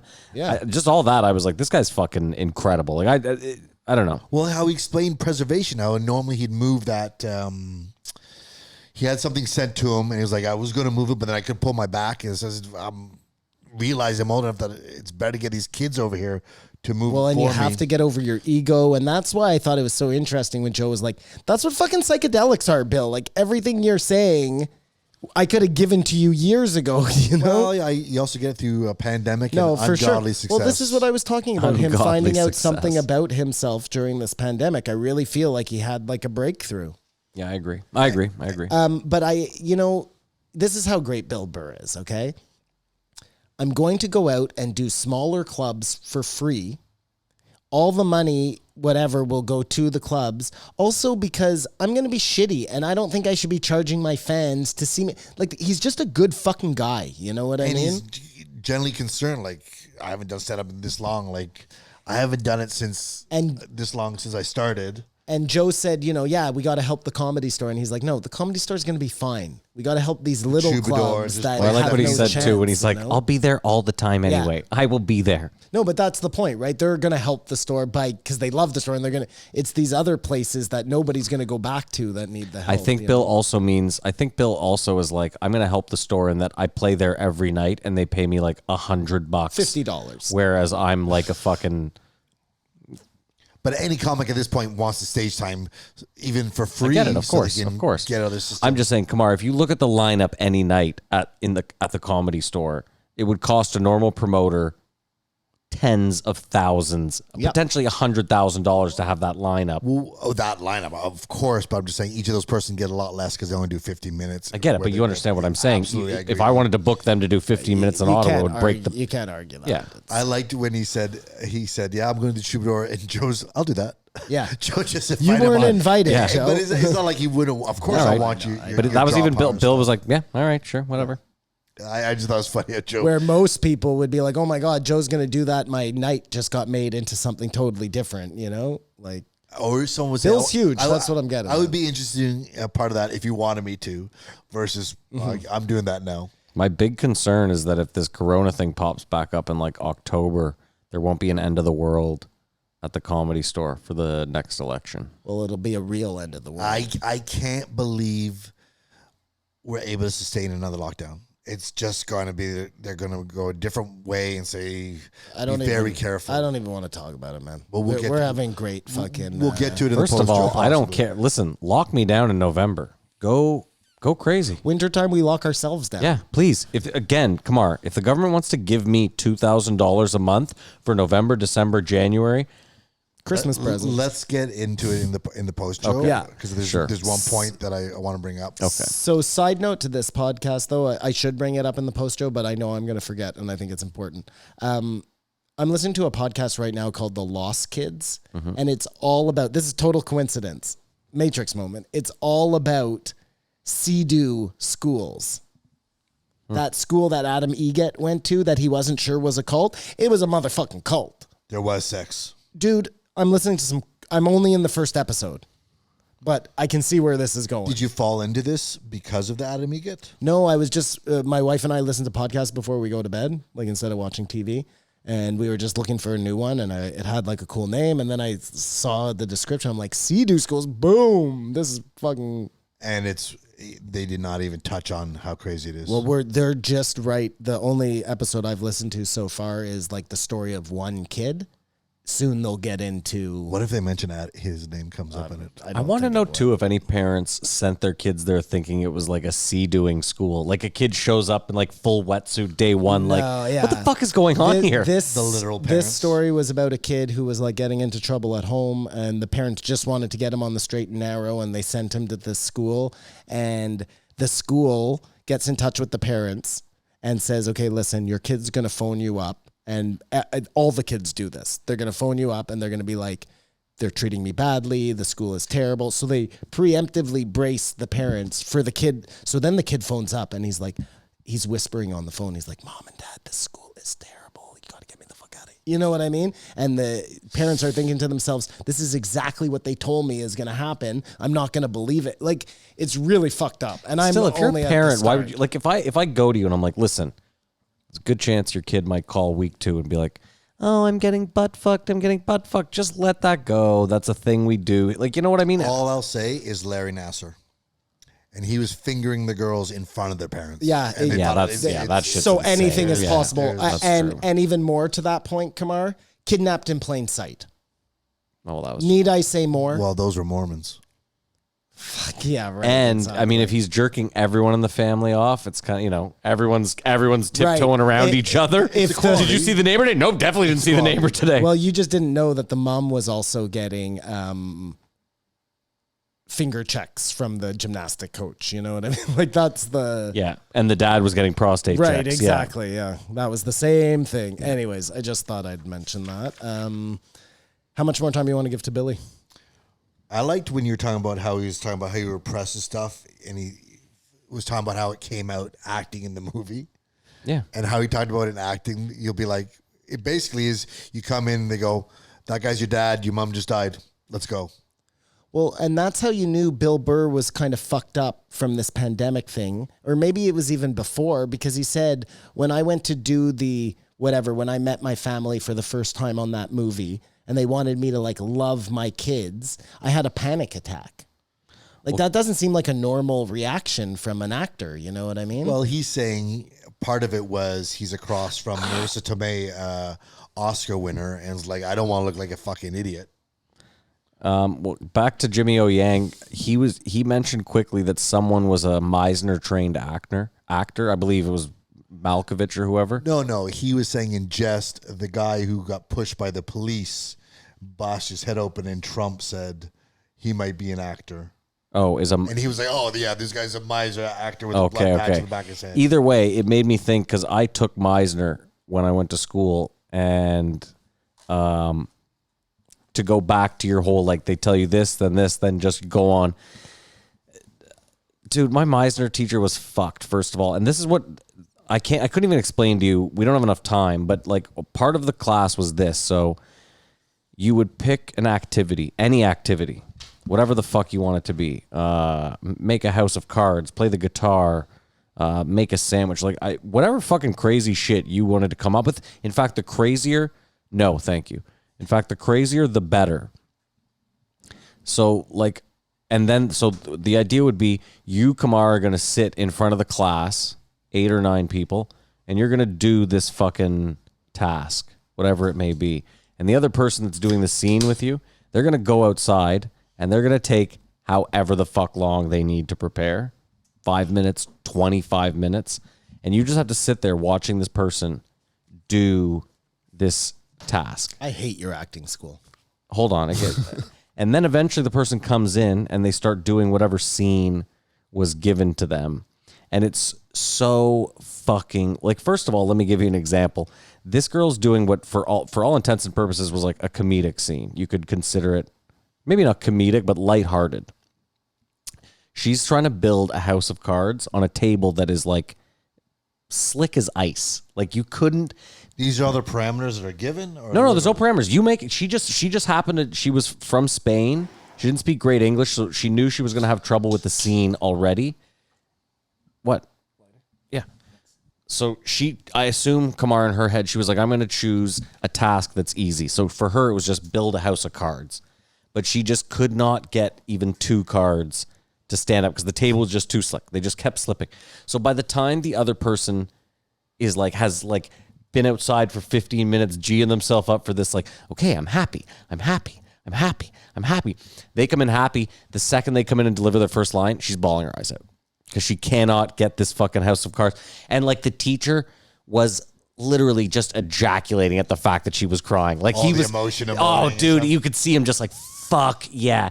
So Kamar, I agree. Like to Bill Burr's, I think for certain scenes they give you a little more leeway. If you were doing a really, really heavy scene, like if you're doing a Joker scene in a Christopher Nolan movie, I think they're going to give you some time. I know, but just loving your kids doesn't seem like it should be such a... But you'd be surprised again. So here's another weird thing too. I was watching Parasite and it reminded me of this weird thing that one of my acting teachers told me that still fucks me up to this day. And you can watch for it. It's the weirdest thing. He was like, when you act, he was like, your mouth is always closed. And I was like, sorry, what? He's like, well, in between lines, your mouth is often closed. And I was like, yeah. That's Like a human? Yeah, that's exactly what I said. I was like, yes, I do tend to close my mouth. And he was like, yeah, don't do that. On camera, their mouths have to be open. And I was like, well, it's not even it's not even the camera. He's like, it has something to do with the breath you take into your diaphragm, leaves you more open to emotions.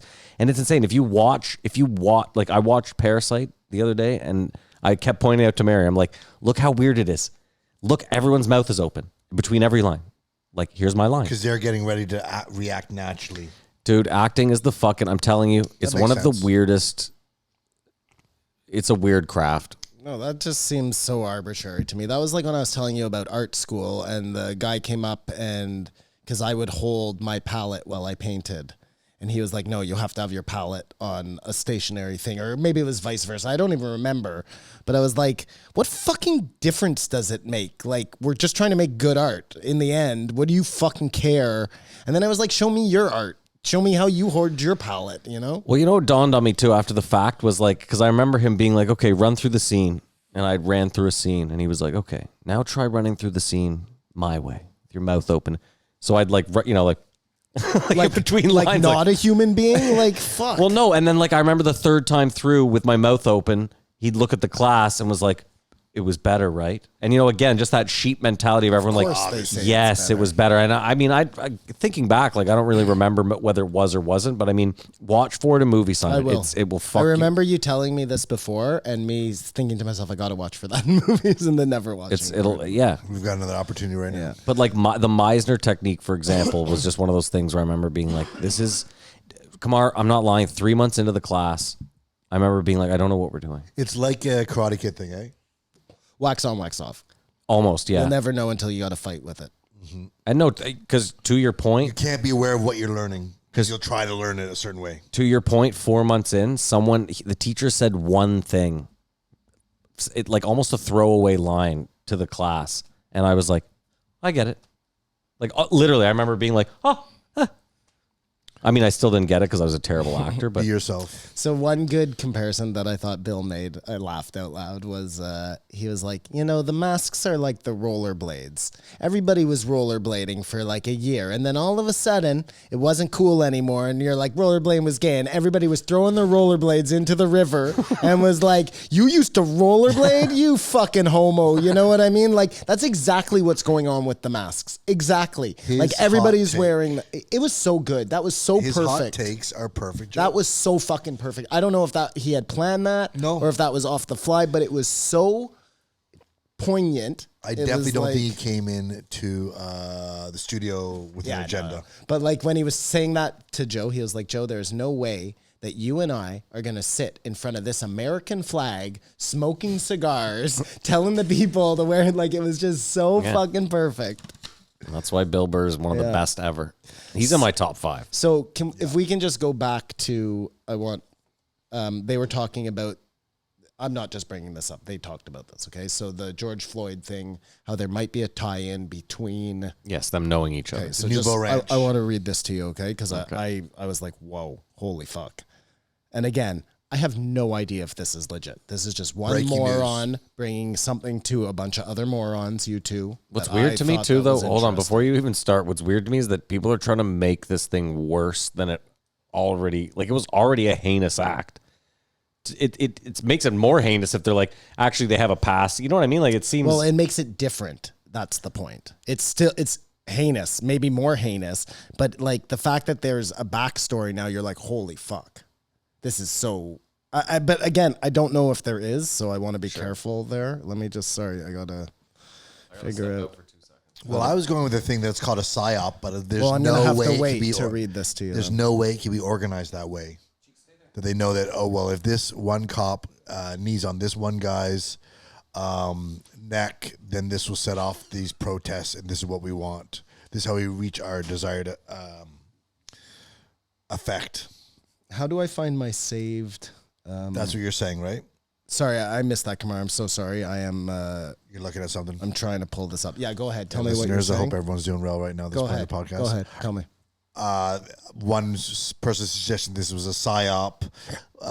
You can say they knew each other, whatever, but if this was done in the like a 9/11, you know, that conspiracy side that this was to.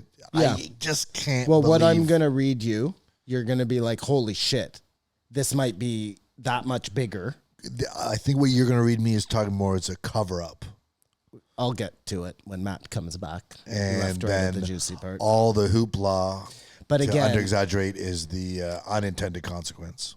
I don't even know, man. I don't even know. Like, again, I don't even want to speculate at this point because we see what happened. We're forming these opinions in our head. And then if there's any truth to this at all, and things are coming out after the fact, like, It's happening so fast. that's what I mean. It's all happening so fast. People just clamor to have the explanation and then take any shred of information.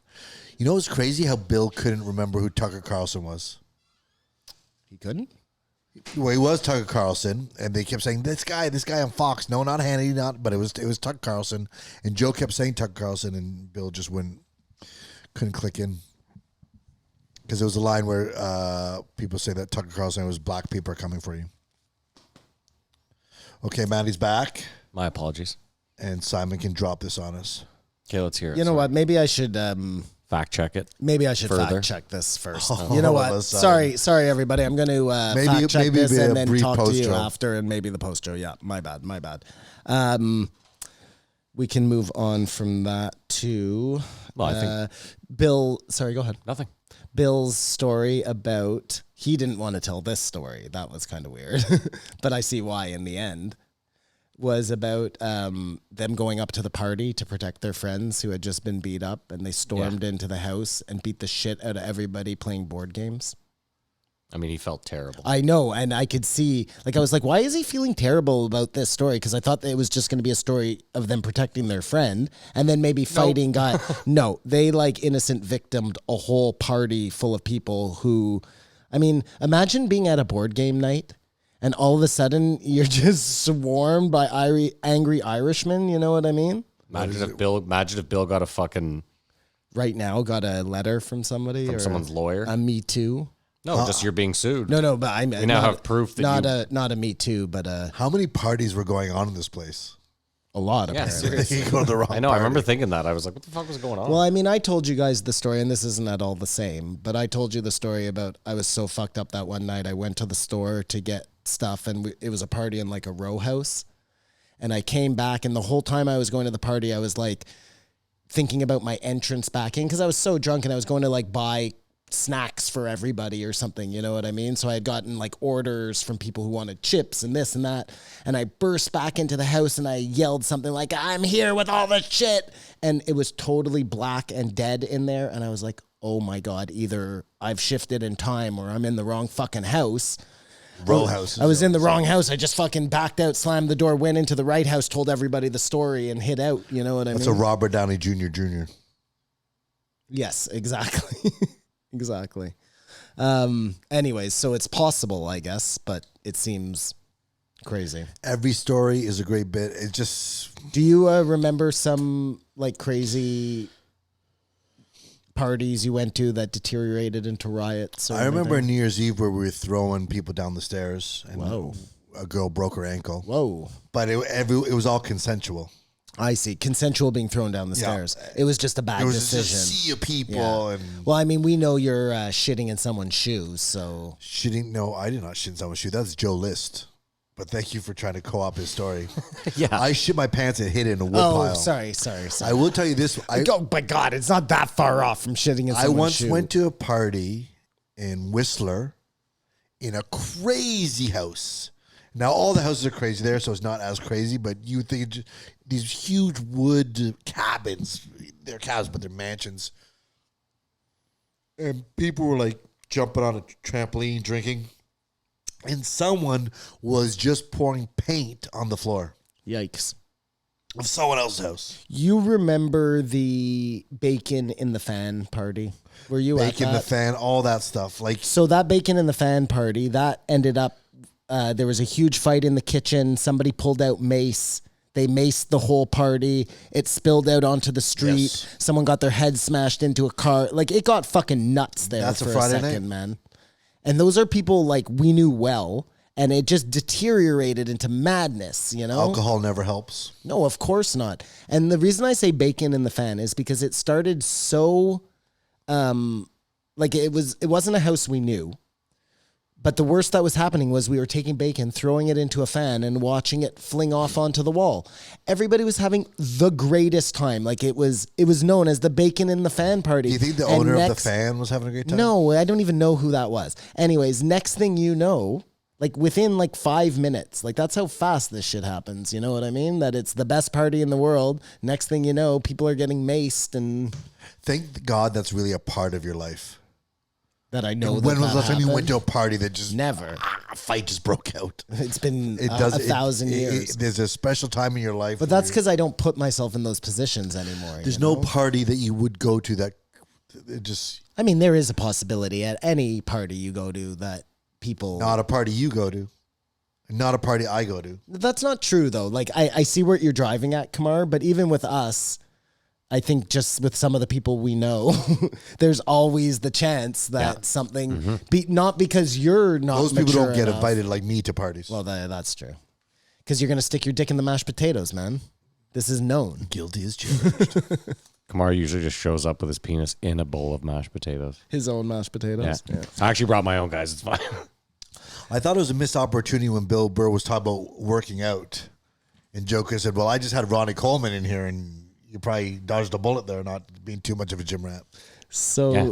they were talking about, and I know we've talked about this many times. Joe has talked about it many times. Is the praying mantis, and because Bill Burr had gotten into watching the praying mantis and how they can kill like hummingbird things much bigger than them. And Joe always says, "Well, thank God They're not our size. they're not our size."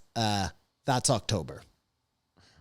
That's wave number Human 13. size manti. I'm just throwing that out there. Like That'd be he good threw news that at off this the point. cup, but That'd be good news at this point because it'd get everyone mind off all the other bullshit. I unfortunately watched the bear killing the buffalo. oh, I didn't. Yeah. God, and I don't know how the person filming it can do that. Well, what do you want them to do? Run down? Stop, bear. No, stop just filming. Get out of there, like. No, definitely don't run there. Don't be a grizzly man. George, Yeah, stay stop. back, George. Because the bear fucks You up never the buffalo. watched that, I guess? I had a very busy week, Simon. I apologize. The bear, See, you're much nicer about it than I am. the bear fucks up the buffalo, but just takes off. It doesn't even, They must come back for it. maybe. Yeah. Or he ate what he needed while he was riding it through the river and all the, fuck, it was crazy. So, you know, they were talking about putting new parts into old cars. That's rich man And talk. I know we don't like, yeah, That's rich man exactly. talk. So just in case anybody's ever looking to buy me a birthday present one year, El Camino Tesla insides. That's Simon's dream car. That will be. That will be. I want that, man. It's almost the Tesla truck. No. Well, El Caminos are the best You want fucking lower. cars ever, man. Ever. Without I a could doubt. use an El Camino right now. But I don't want to be like no power steering. Like I want Horrible turning.